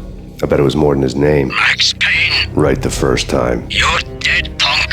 You sure you're not confusing me with Boris here? But you are right, of course.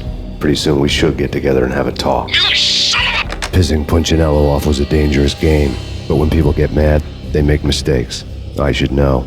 That's where I wanted Punchinello, mad enough to trip over his own feet, preferably into a grave.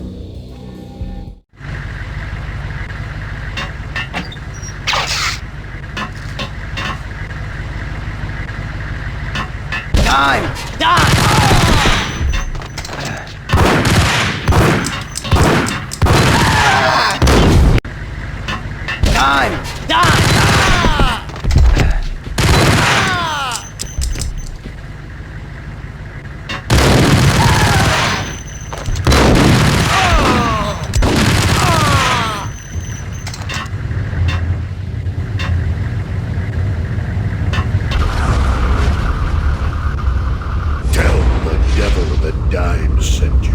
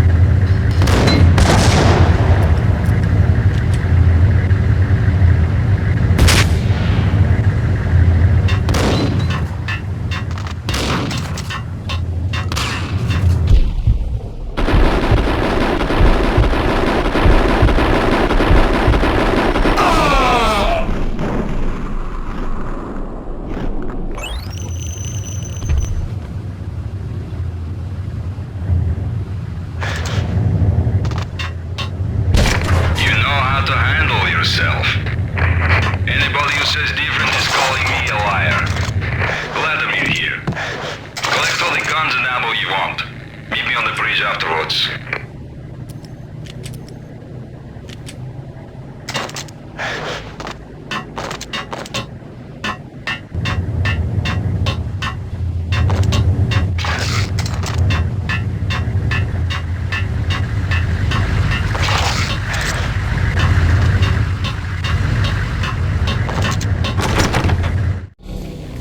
Did you get everything you need? Check. I owe you. Anything you need. This is my solo. When I'm through, Punchinello won't be anybody's problem anymore. Clear as vodka. But anytime you get between a rock and a hard place, just whistle. This could be the beginning of a beautiful friendship. You really get a bang out of this big-time gangster act, don't you?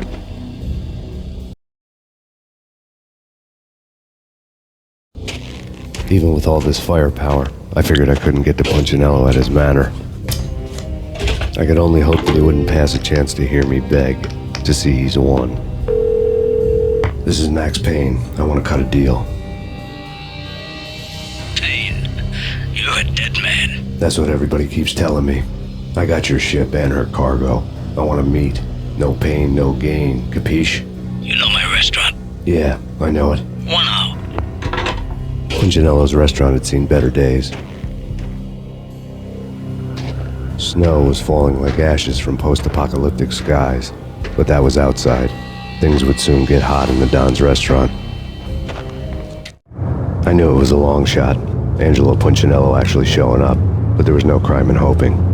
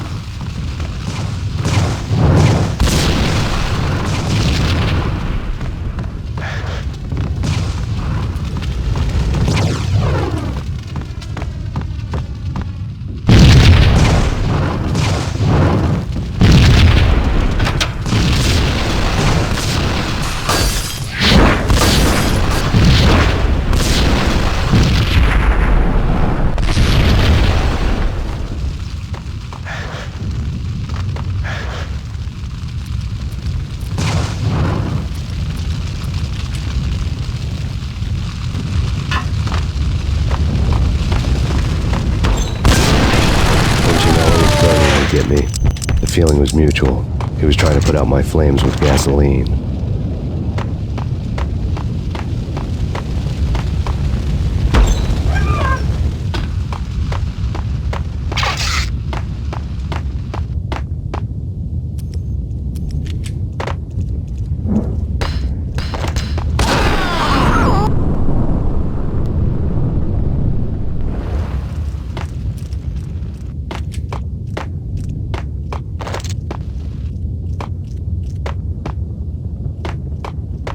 The mobsters have been guarding a real treasure.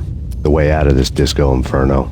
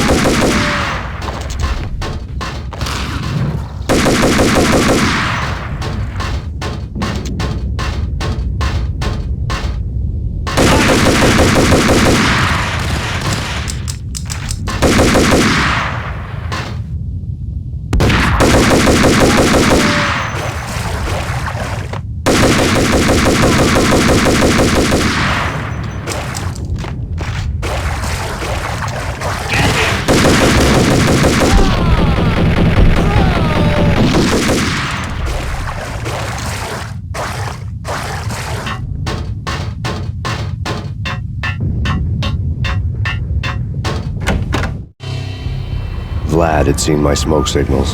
The Mercedes was revving to go, almost drowning out the banshee wail of the sirens. You coming? We'll drop you off at the Punchinello Manor. Sounds good to me. When this is over, look me up. I could use a professional like you. I'll keep that in mind.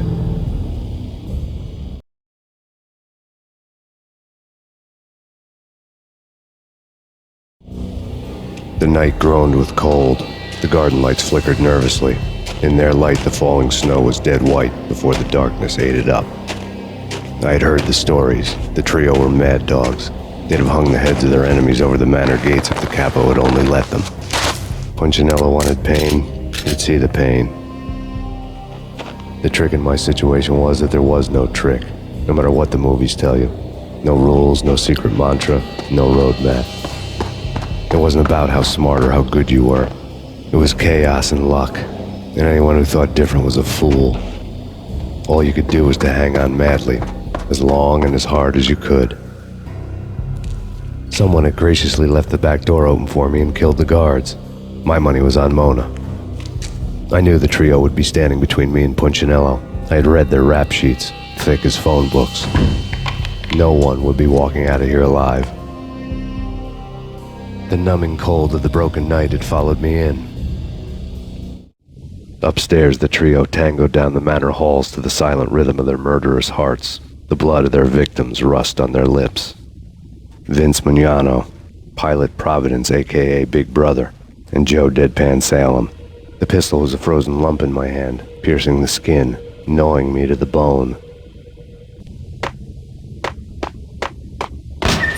In death, the thug had been promoted to messenger. Someone hadn't enjoyed the Don's hospitality. Someone with a flair for the dramatic. Someone who had let herself out of a locked cell and past a couple of armed guards. My thoughts were on Mona again. I could only hope she was a good enough gambler to walk away while she was still winning, before she'd run into the trio.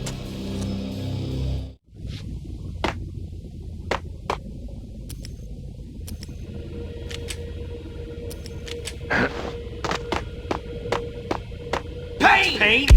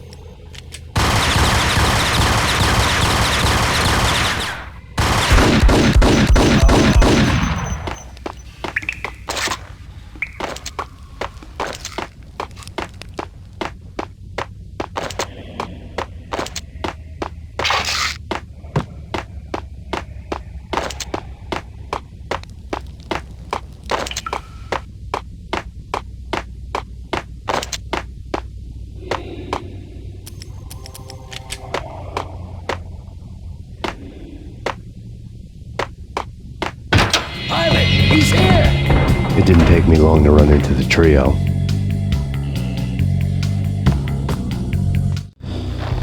The word on Lisa Punchinello was that she was a bit of a witch. The tarot cards on the kitchen table fit the picture. They weren't my kind of cards, but I was willing to take a crack at the hand Mrs. Punchinello had dealt. The first card was the Tower. Maybe that was supposed to be the Manor. It got easy after that. The devil was the master of the house, and death was me, coming for him.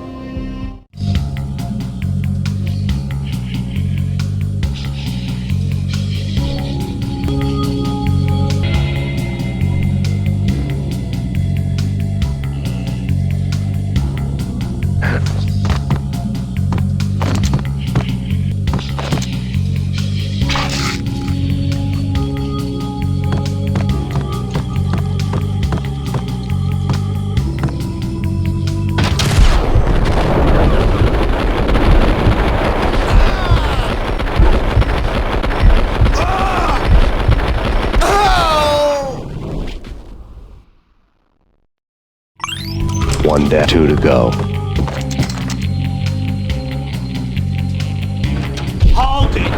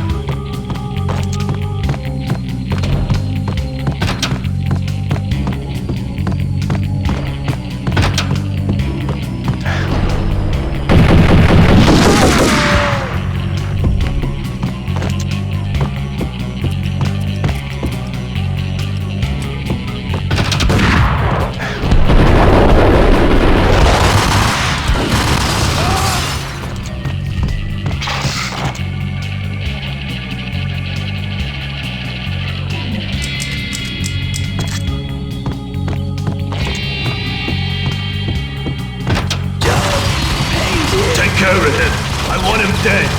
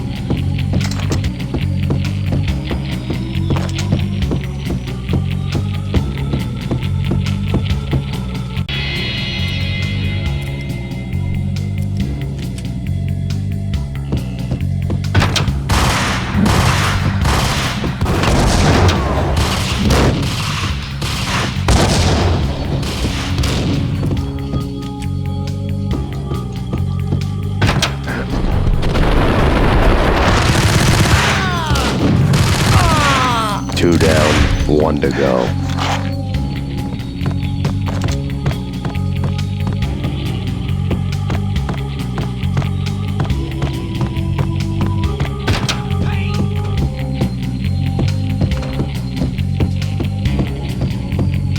Don't stop at him! Stop anything. Take cover.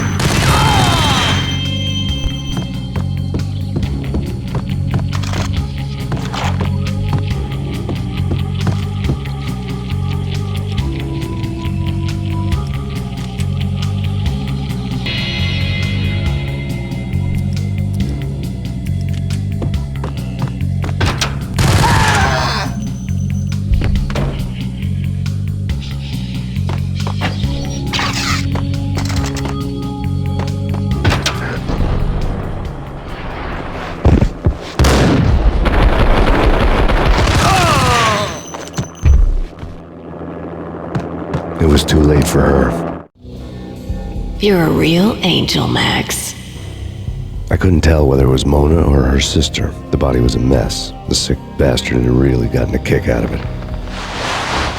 Seeing her lying there got me thinking about another woman's body on another bed. Got me thinking about a fallen cradle.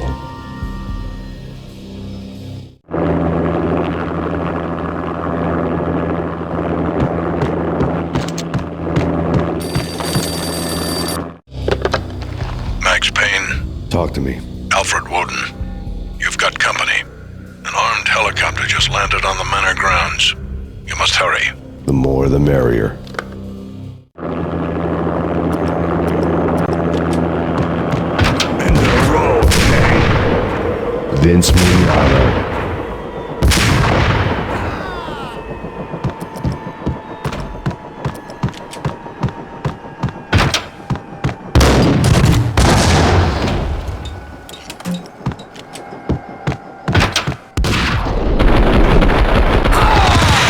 Punchinello's trio was done for.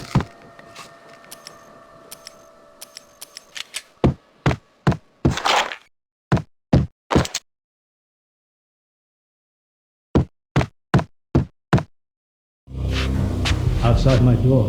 Hurry. He's coming for me. You gotta hurry. Please. I could hear Punchinello on the phone begging for help. He should have been saying his goodbyes. Punchinello was a pushover. The moment I stepped into the room, he folded like a deuce before a royal flush. No, wait. I was just doing what I was told. I couldn't refuse. She's someone high up. Government, maybe. I don't know. He was trying to buy more sand for his hourglass. I wasn't selling any.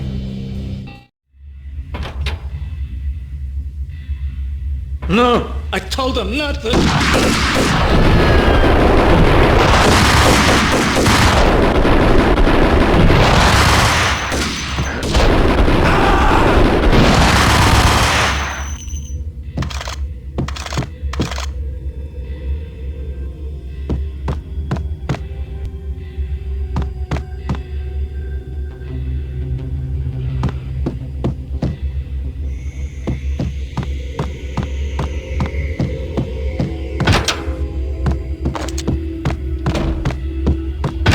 Drop it.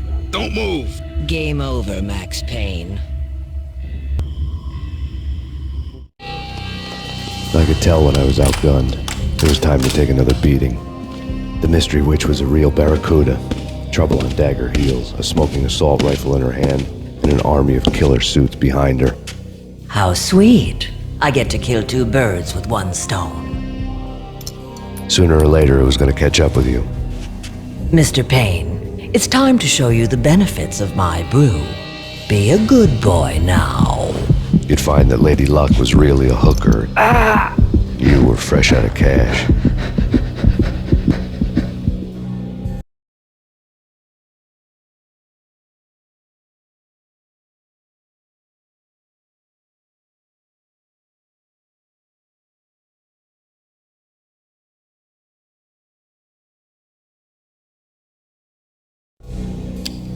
Gentlemen, we're done here. Take me to Cold Steel.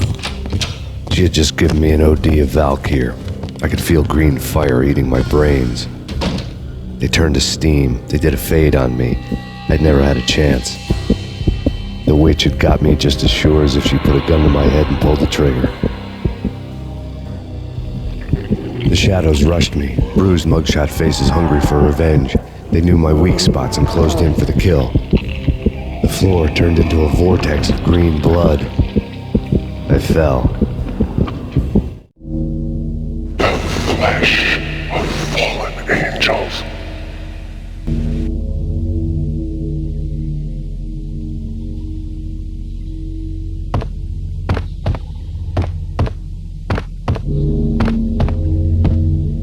Who's there? Max? Max, is that you?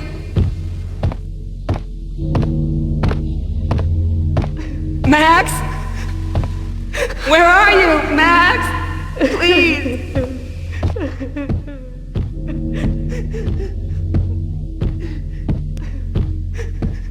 No, please, Max, no. I'm sorry. Please don't, Max, no.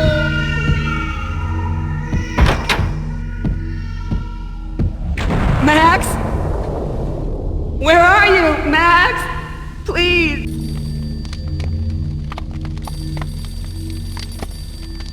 The letter was staring at me. There was something disturbingly familiar about the letter before me. The handwriting was all pretty curves. You're in a graphic novel. The truth split my skull open, a glaring green light washing the lies away. All of my past was just fragmented still shots, words hanging in the air like balloons. I was in a graphic novel. Funny as hell. It was the most horrible thing I could think of.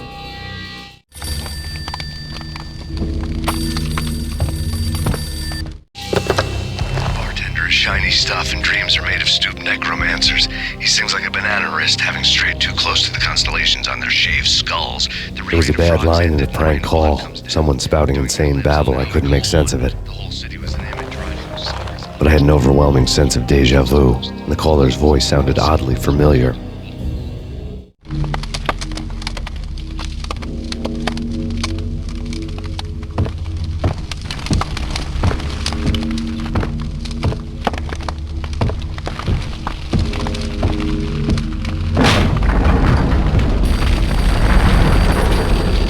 Piece of paper looked dangerous. There was something disturbingly familiar about the letter before me. The handwriting was all pretty curves. You're in a computer game, Max.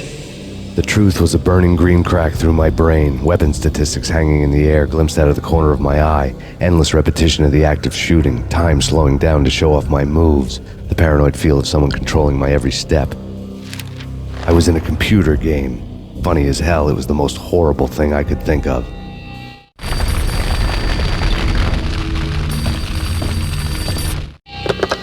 Don't lose it. It's Valkyr. Snap out of it. Try to remember. It was a bad line in a prank call, someone spouting insane babble. I couldn't make sense of it. But I had an overwhelming sense of deja vu, and the caller's voice sounded oddly familiar.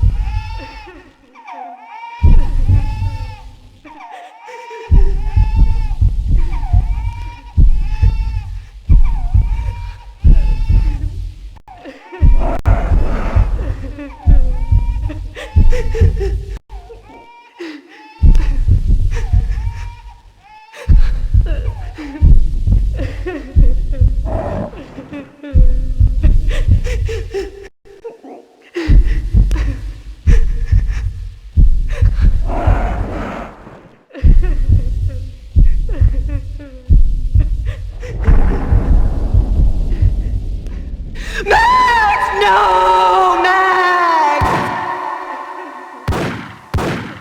Murderer! You killed her!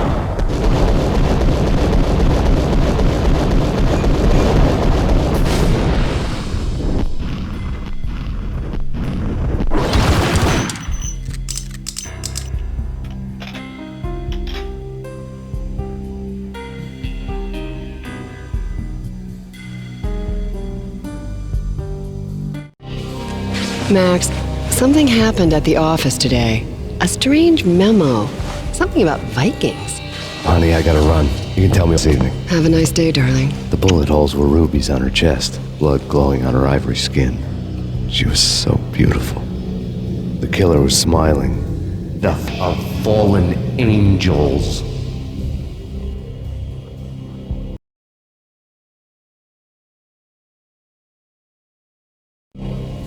Slowly, the green nightmare faded, leaving dark stains on my soul that would never come off. I felt like flatlining. I was all shook up. I woke up in a cold sweat, sick and tired to the bone, lying in a puddle of my own puke. The hag had said take me to Cold Steel before it had all gone crazy. It was a clue, the only one I had. It took me forever to crawl back to my feet and hit the road, but when I did, I drove straight to Cold Steel Foundry outside the city. There was a whole lot of action around the place for a freezing winter night. Trucks coming and going, men running. I had the drop on the mystery witch. She thought I was dead. I was on her blind side. I was going in. The bad trip had put me in a crazy mood, adrenaline pumping through my aching veins. Staggering on the mill roof in ice and snow and wild wind, I was a ninja. My kung fu was strong. I wasn't kidding anybody. At best, I was Superman on kryptonite about to fall through a skylight, down to where it was all going down. A half-abandoned industrial area in the middle of nowhere. The factory was a perfect front for any number of illegal activities. In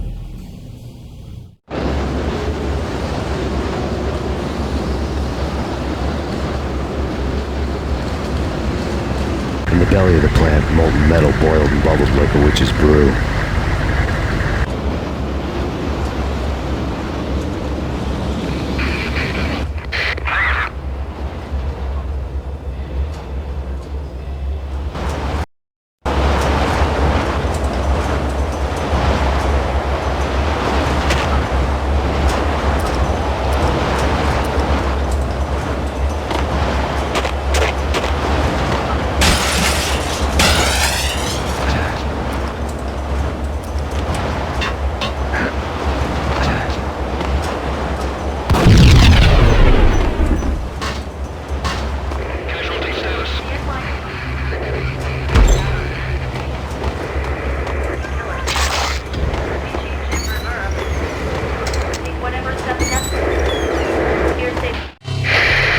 Life-threatening weather conditions. A record-breaking killer storm. In the city's history, vehicles stuck in snow. Heavy snowfall. Forecast shows severe weather is expected to continue. Out in the night, snow fell like confetti over the Devil's Parade. The storm was anything but over.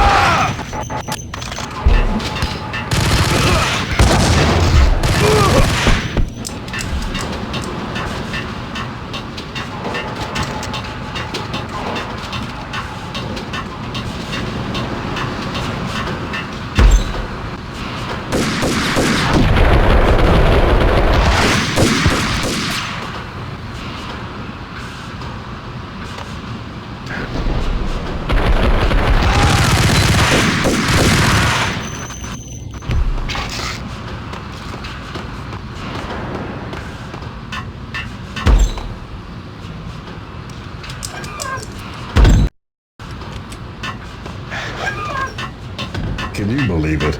I bet they sleep with their rifles. I bet they've given them names. I guess. So, you don't have a name for your gun? Hello? Hell no. You do? Well, yeah, kind of. Hey, let's hear it. Well, I call it Dick Justice. I rest my case. Hey!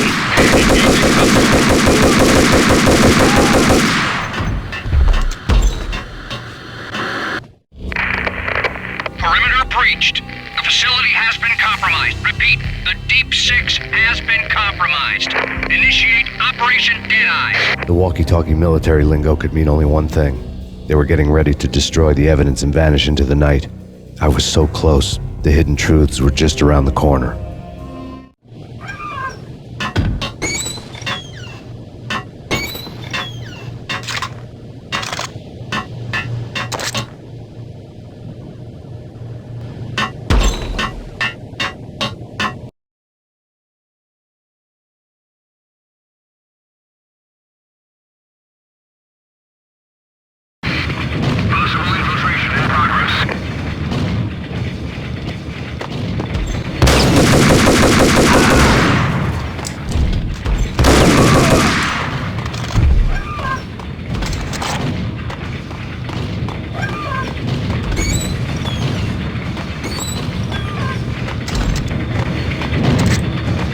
On the table told a grim tale. The mercenaries were running a tight operation, paperwork and all. Merchandise missing again. A chemist had tried to smuggle it out for his own private party. Locked him up in cell B7 in D6's old test facility to wait for proper processing. I was close enough to hear the secrets, just beyond the next doorway.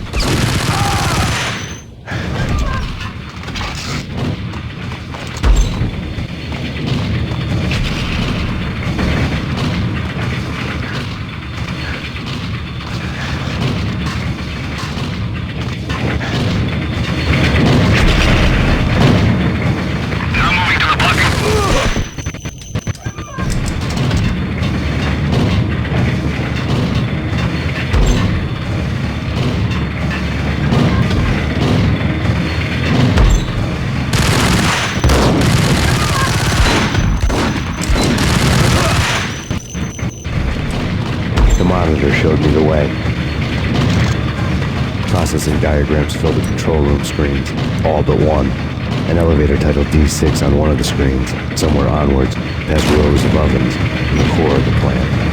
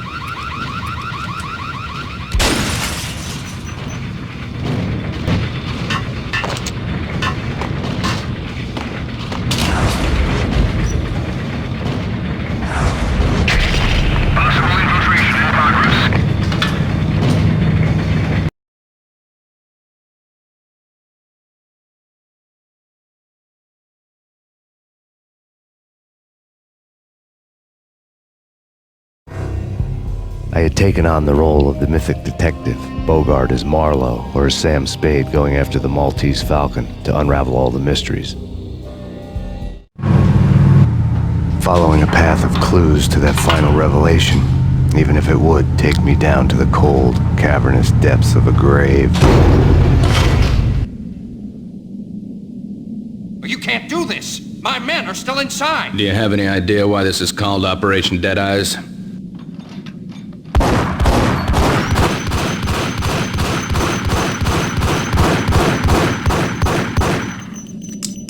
I think he's dead already. Let's do it.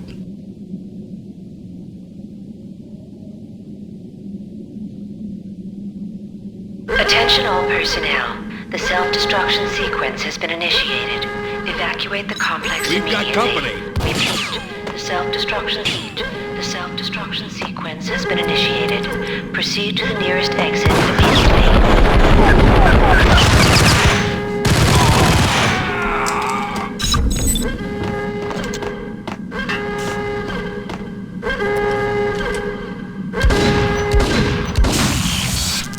I had seen the logo on the floor before.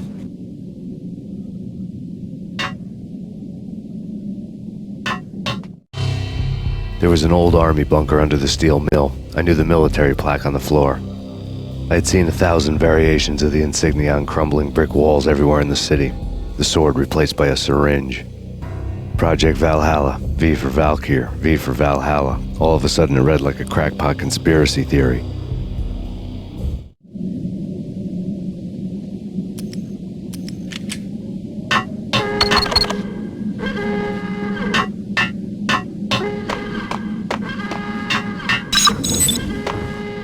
Abort! Abort! The self-destruction sequence has been initiated! Go, go!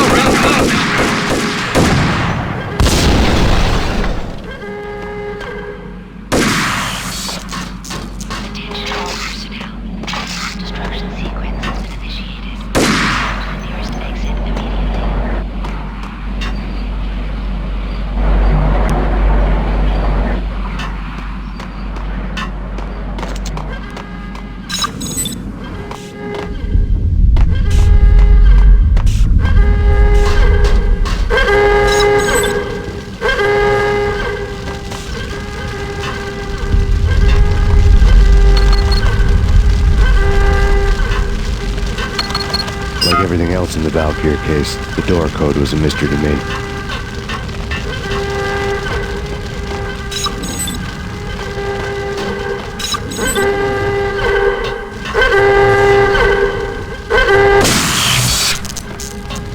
The chemist had been using the workstation when he died. The half-life of the lab rat had ended online, his password blinking on the screen. 665, a neighbor of the beast. Decontamination in progress. Proceed to the nearest exit immediately. Decontamination completed.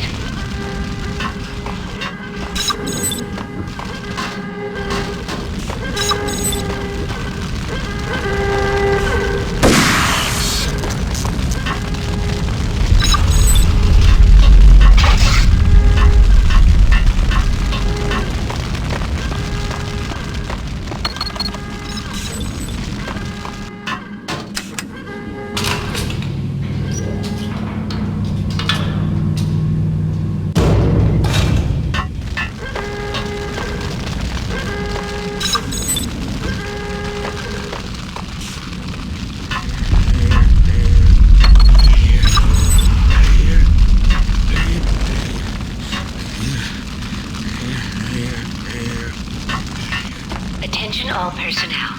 The self-destruction sequence has been initiated. Proceed to the nearest exit immediately. Hey! In here! Hey! Thanks. I thought I was gonna die in there for sure. I need you to get me through the decontamination chamber airlock. You're crazy! No way! The place is blowing up, for Christ's sakes! Either that or back to the cell. Your choice. Okay, I'll do it. I'll do it.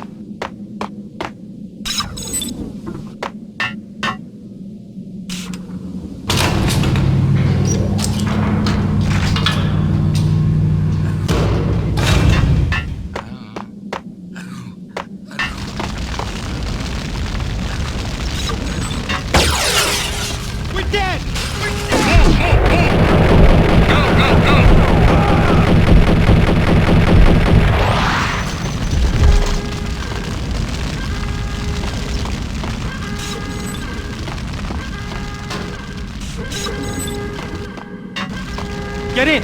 I'll punch you through. After this, you can go. You're a free man. Fast.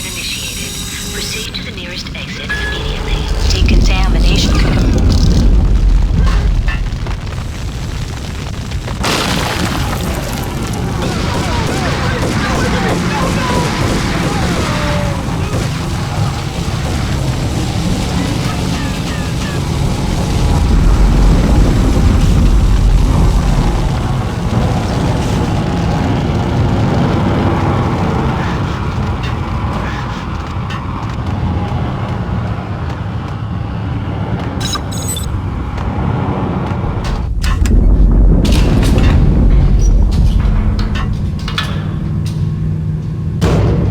I was caught in the middle of the deadly web that was the Valkyr case.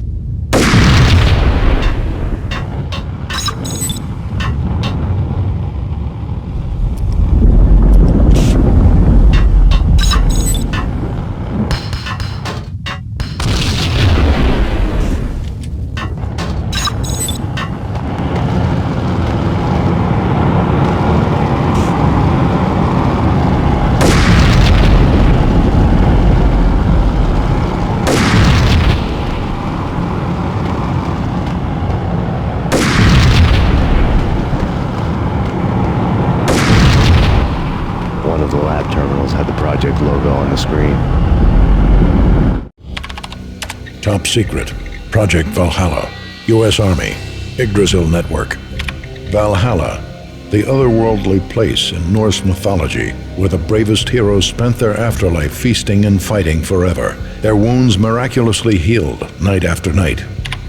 Valkyr, the maidens who chose the most courageous Viking warriors and carried them to Valhalla. 1991. The research objective is to create a chemical substance to enhance the stamina and morale of infantry troops. 1995. Results unsatisfactory. Project cancelled. Someone had decided to continue the sick experiment unauthorized. Project compromised. Data leak. Fix the damage by any means necessary. Security clearance red. Authorized by the project lead. Field test. Double the dosage for all the remaining test subjects. Observe and record the subject's behavior in an urban setting. The drop-off point was my old address in New Jersey. The file dated 3 years ago. Just when you thought you had reached the deepest depths of horror, it suddenly got worse. How to turn off that small voice inside your head that started to whisper that you should be glad that now, if not before, your revenge was justifiable on any conceivable moral scale. That small voice proved, beyond any doubt, that I was damned. The dagger-heeled woman had come and gone a long time ago. There was nothing more for me here. The bunker's name was acting as a self-fulfilling prophecy.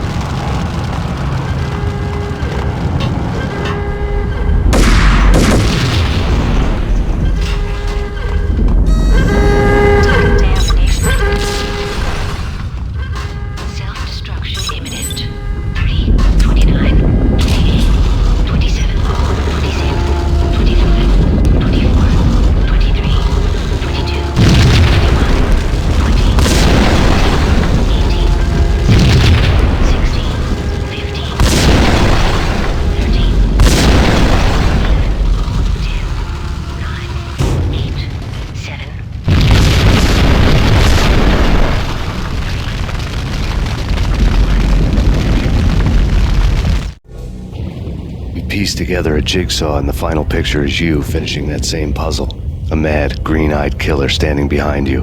An urban legend come true.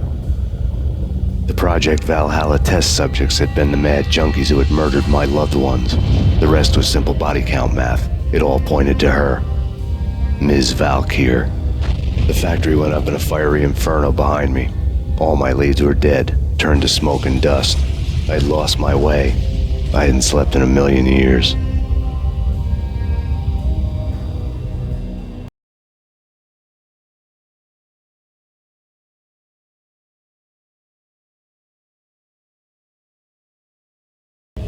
felt thin as death. I've been living on an endless supply of week-old donuts. They were fuel for this crazy furnace inside my head. I couldn't remember when I had last seen the sun. I was on a permanent graveyard shift. When the darkness fell, New York City became something else, any old Sinatra song notwithstanding. Bad things happened in the night, on the streets of that other city, Noir, York City. I was in an all-night diner, downing cup after cup of coffee that tasted like engine oil, when a new message from BB got me back on the killer track. What the hell happened at Roscoe Street? Maxie, I'm going out on a limb here. We need to talk this through, come up with a plan. 2:30 a.m., the Choir Communications Garage. The more I thought about Alex's murder and the frame-up, the more it felt like an inside job. I should have seen it coming. BB had sold me out, and now he wanted to finish what he'd started. The garage was dead. BB showed up in his tailor-made suit, gold watch, and cufflinks to match, all way beyond a cop's pay. Maxie. Oozing suave charm, he was guilty as hell. What the hell does BB stand for anyway? Backstabbing bastard?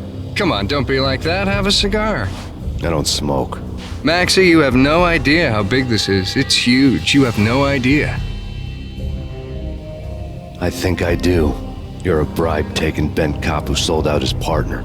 Those mobsters in the subway were a dead giveaway. Hard to miss. Bet it was exactly like this with Alex. Up close and personal. You can't win this one, Max. No, but I can make damn sure none of you do either. BB turned out to be another cardboard cutout bad guy.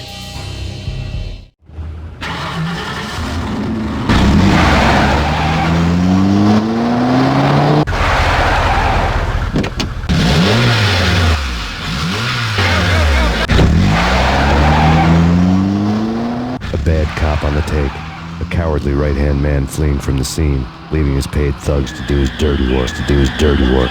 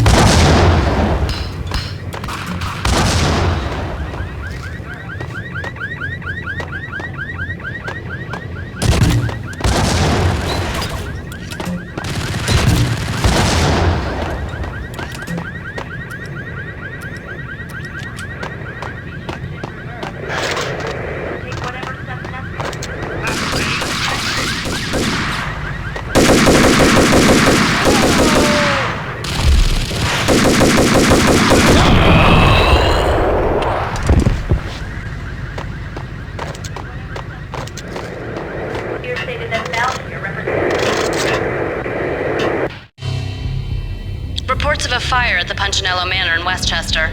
The manor is the home of Angelo Punchinello, the alleged head of the Punchinello crime family.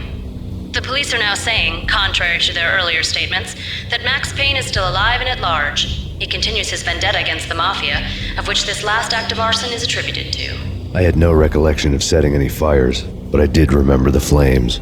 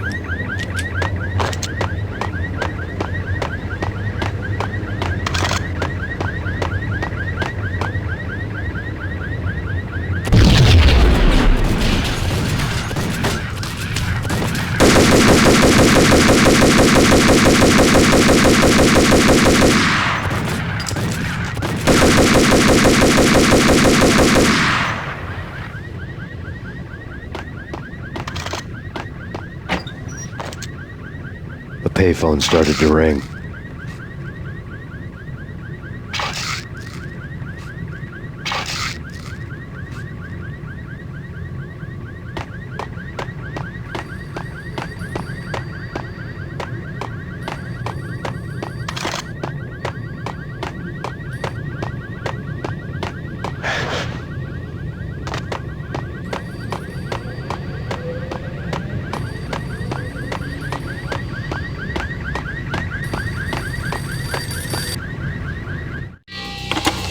Yeah. Max Payne? Whatever does it for you.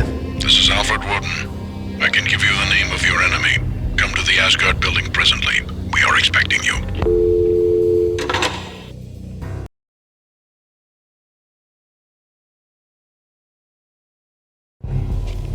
Woden was waiting for me on the steps of the old building. Mr. Payne, let's go inside. The others are anxious to begin. The others? Despite the general misconception, this building actually predates the City Hall by 2 years, thus being the oldest municipal building still in use here at the foot of the Brooklyn Bridge. No kidding. The old man played tour guide as he led me through a dark, domed hall.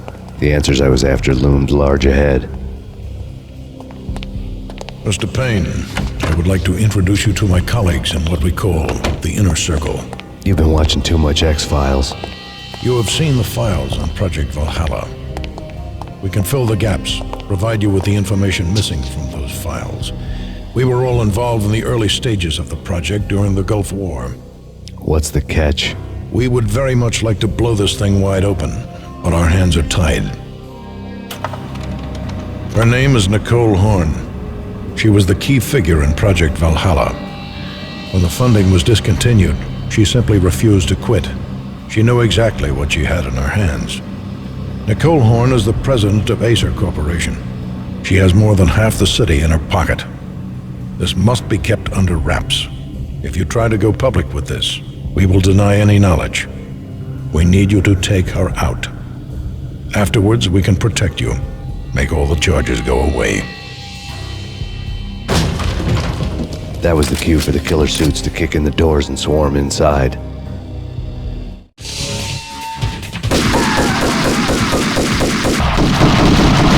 It was an impressive floor show, but I decided to leave early anyway.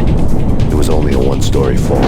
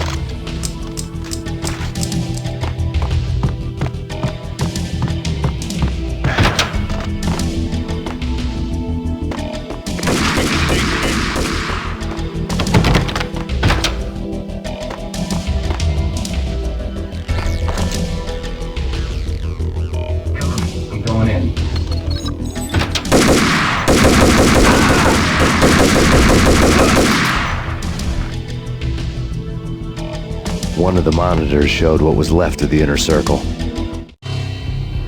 On screen, the so-called corpse of Alfred Woden stood up, miraculously waking from his dirt nap, looking smug among his dead pals. In the land of the blind, the one-eyed man is king. I didn't know how he'd pulled it off, but it was a pretty slick way to get out of all his promises.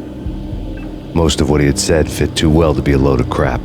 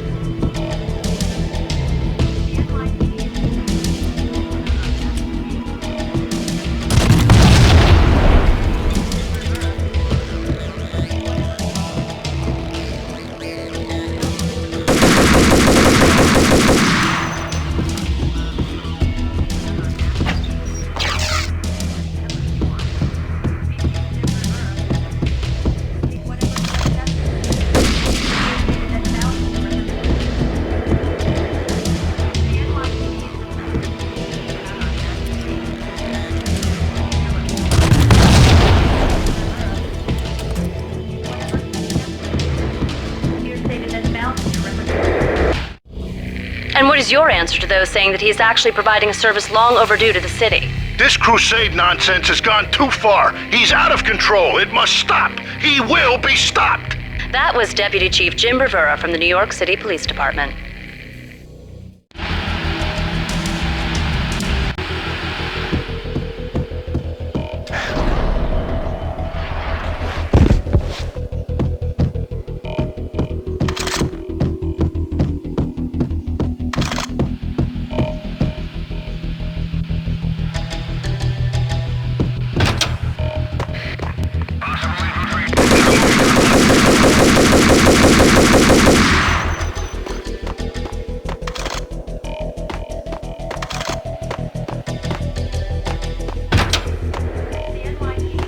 A videotape lay on the desk.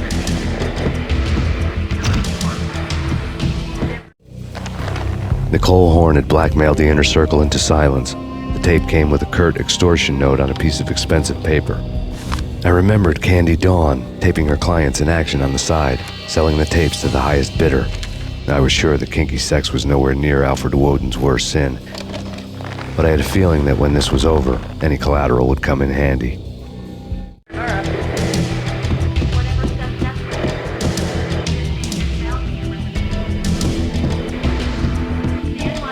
Woden had left me a present.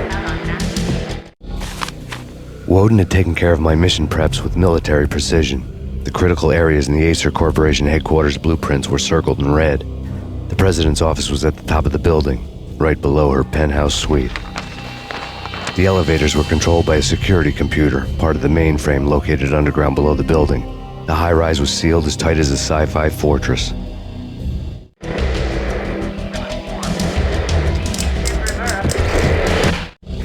Nothing seems to stop Acer Corporation's phenomenal victory march. Incredibly, the stocks are still rocketing. Worried experts already see a danger in the company's success. Some have gone as far as to say that Acer Corporation is about to become an even bigger monopoly than Microsoft ever was. Move!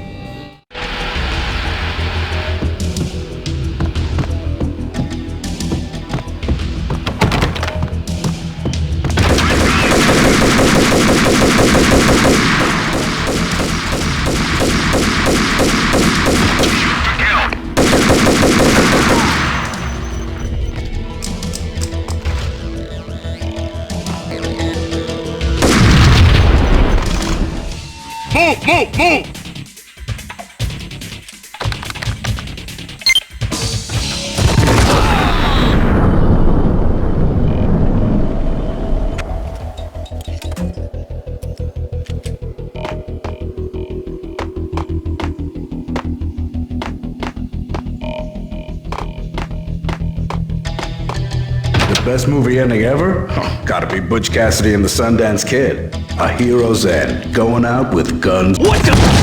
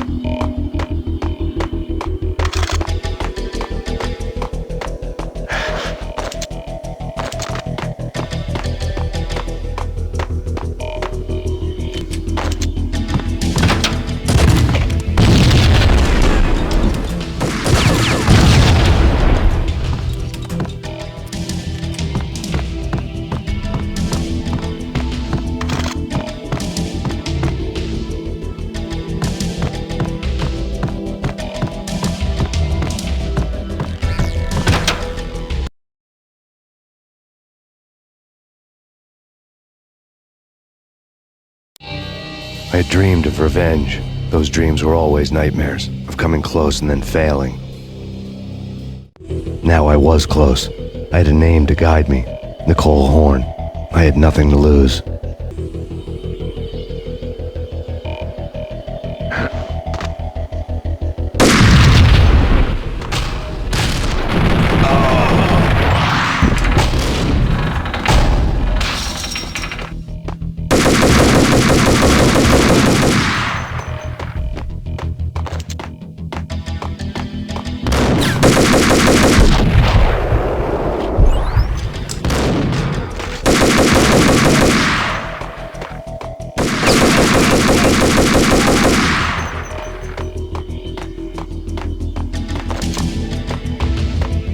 The Inner Circle had quite a track record. Project Valhalla had not been the only thing the Inner Circle had been involved in. There were rows of cabinets full of files. The Serpentine Secret Society went back a long way, always pulling strings from the shadows. I couldn't say I was sorry. Woden's move in some Byzantine power game had cut the Circle's membership roster to 1. The old man wanted me on cleanup duty. It was my mess too.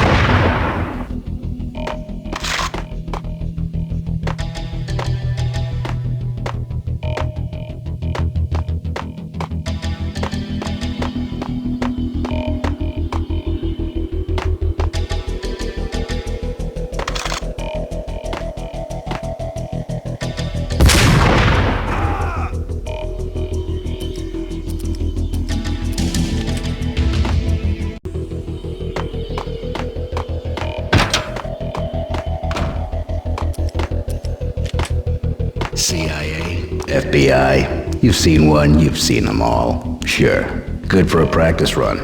But this, working for her, oh, this is the real thing. The money's astronomical. And best of all, you get to kill any scumbag who gets in your way. License to kill. Like James Bond.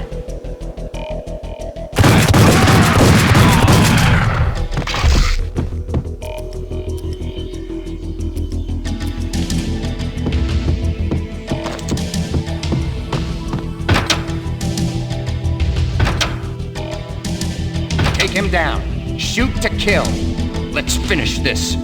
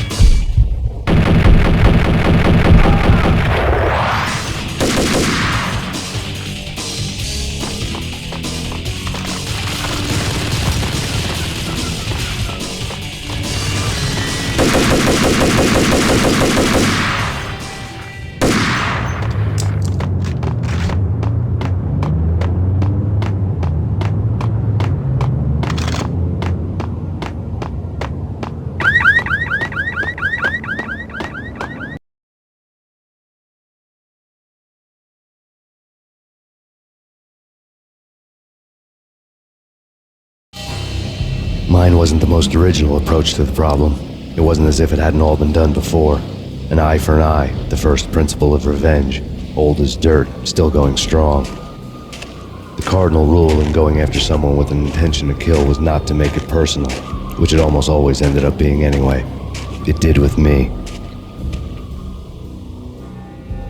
I took my time, cruising around the city in the snow. There was no hurry. I knew what I had to do now. I took my time, thinking about it, building up the rage. When I was ready, I parked the stolen wheels at the front entrance of the Acer Corporation headquarters. Got out, got in, got cracking. I had a bullet with Nicole Horn's name on it. I had 10,000 bullets with the Hag's name on them. She had ultra-high-tech security systems, enough mercenaries and weaponry to start World War III. There was no fear. New York disappeared behind a veil of snow. I had crossed the threshold. This was her domain, sleek and sexy and soulless, all glass and steel. A place of color-coded security key cards, metal detectors, and surveillance systems.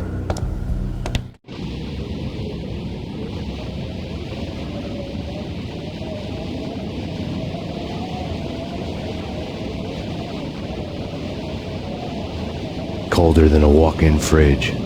Cold as a gun.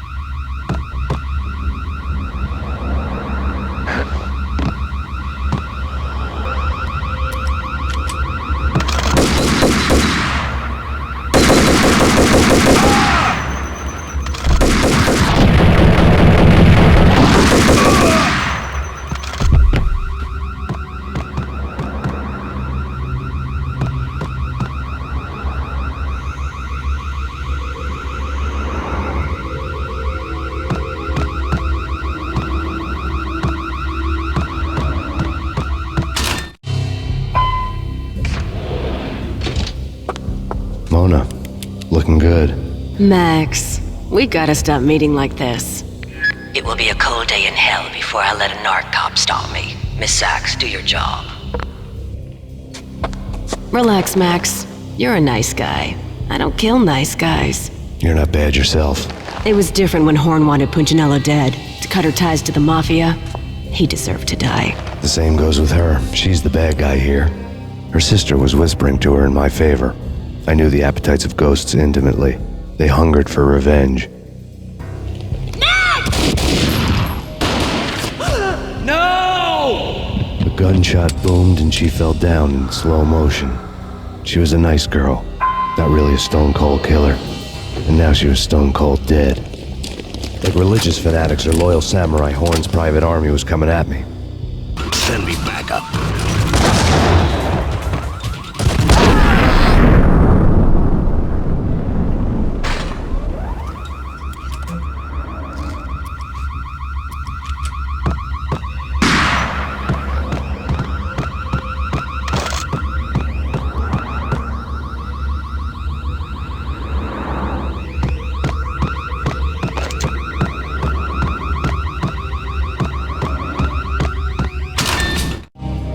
When the elevator came back down, Mona was gone. There was a lot of blood, but no body.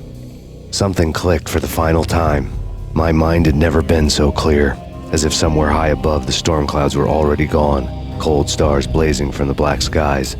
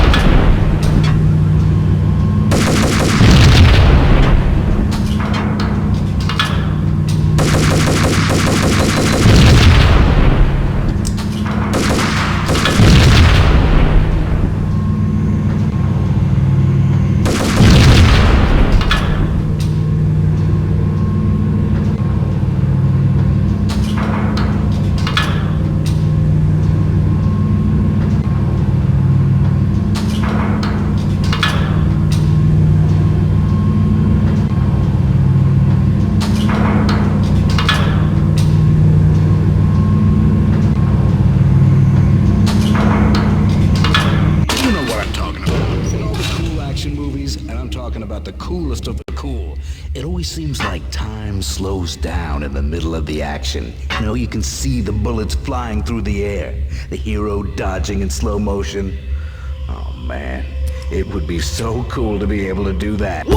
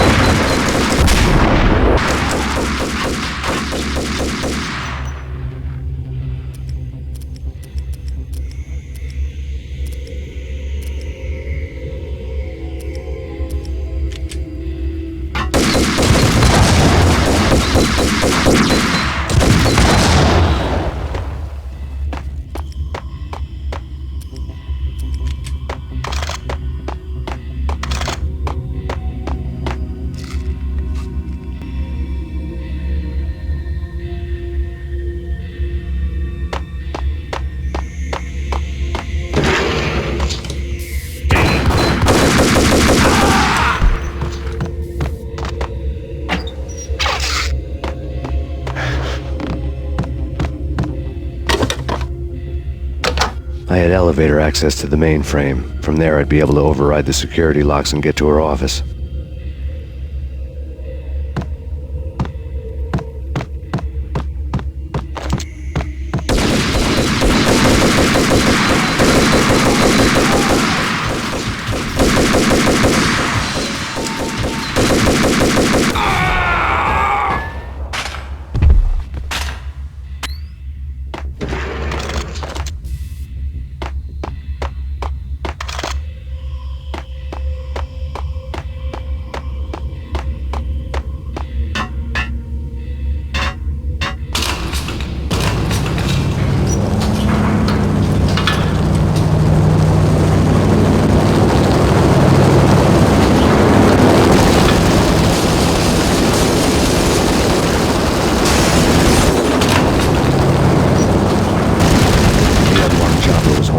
guardian, inhuman and flawless. It was stalking me. I'm not a cold-blooded killer. I'm a nice guy. I love my wife. I have 2 boys I'm very proud of. You just have to make the ends meet.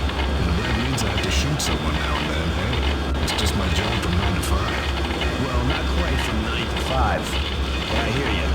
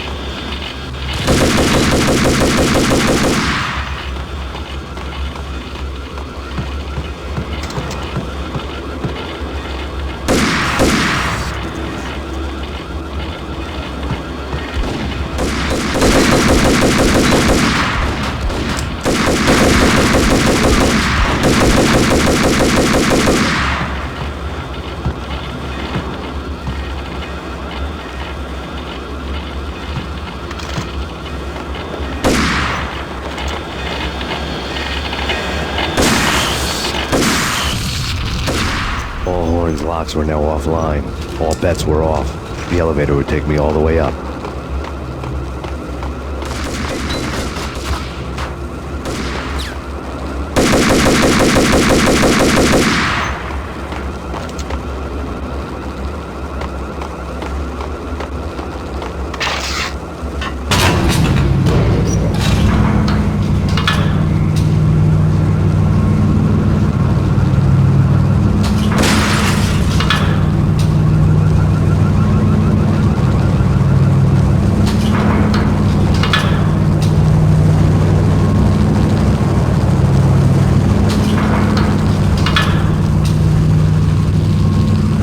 Seen from this height, the night seemed to stretch on to eternity. A hint of desperation had crept into the snowstorm, as if it was trying to get it all out before the end.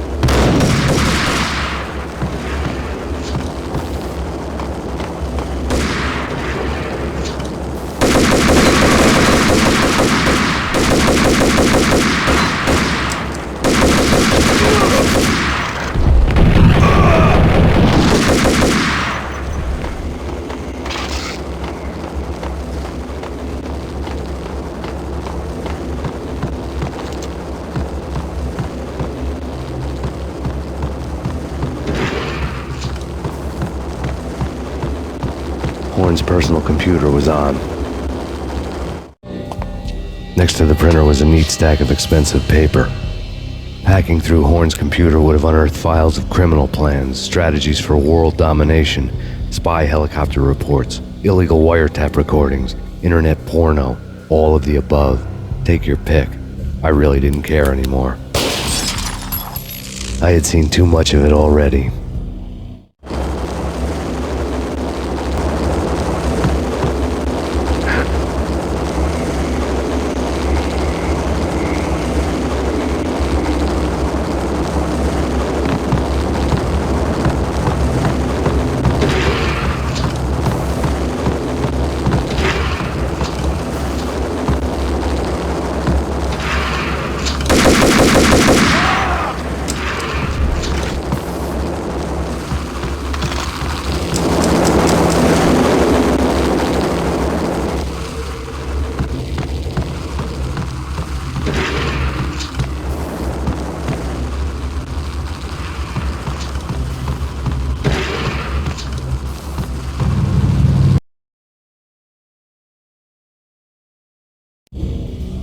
Valkyr had been meant to be a white-winged maiden that would lift you to a warrior's heaven, but it turned out to be a one-way demon ride to hell.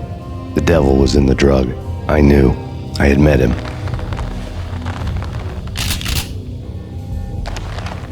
And now I was gonna kill her.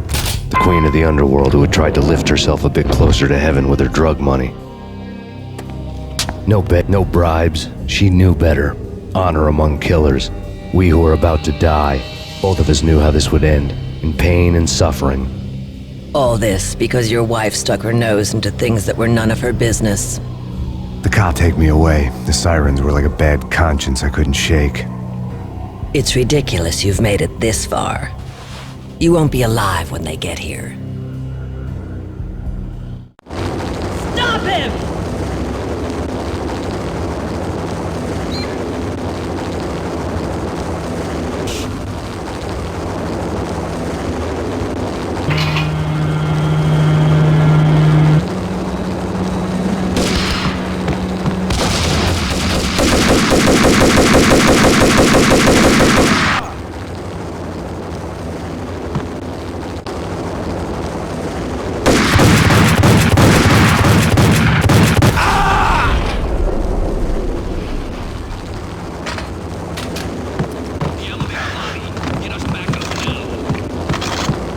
Max Payne, this is futile. A waste of time. The deaths of your wife and daughter were necessary. Inevitable. It is done. You cannot bring them back. That's what we do will make it any better.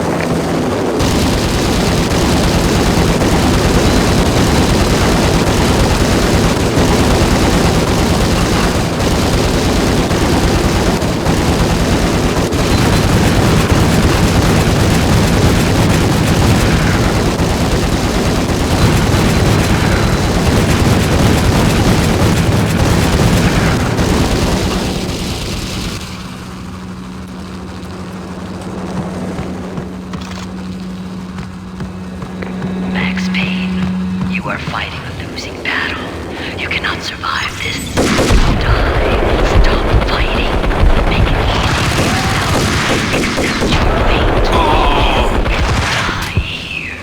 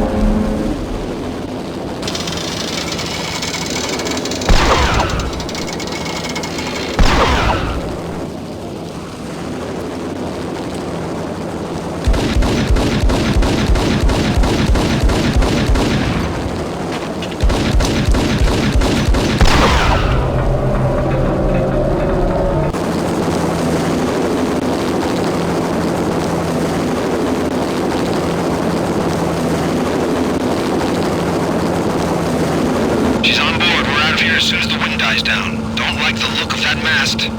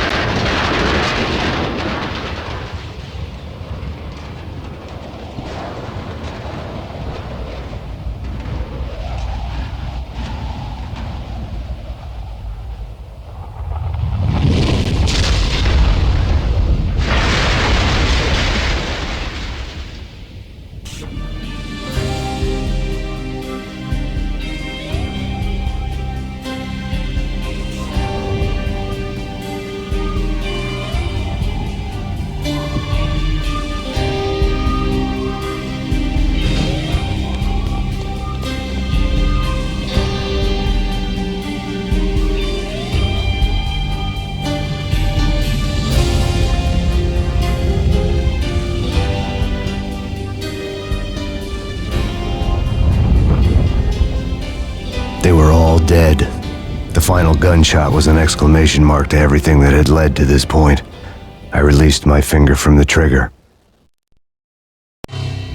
And then it was all over. The storm seemed to lose its frenzy. The ragged clouds gave way to the stars above. Max Payne, this is Deputy Chief Jim Bravura from the NYPD. We've got the building surrounded. Throw down your weapons and lie down with your hands behind your head. A bit closer to heaven.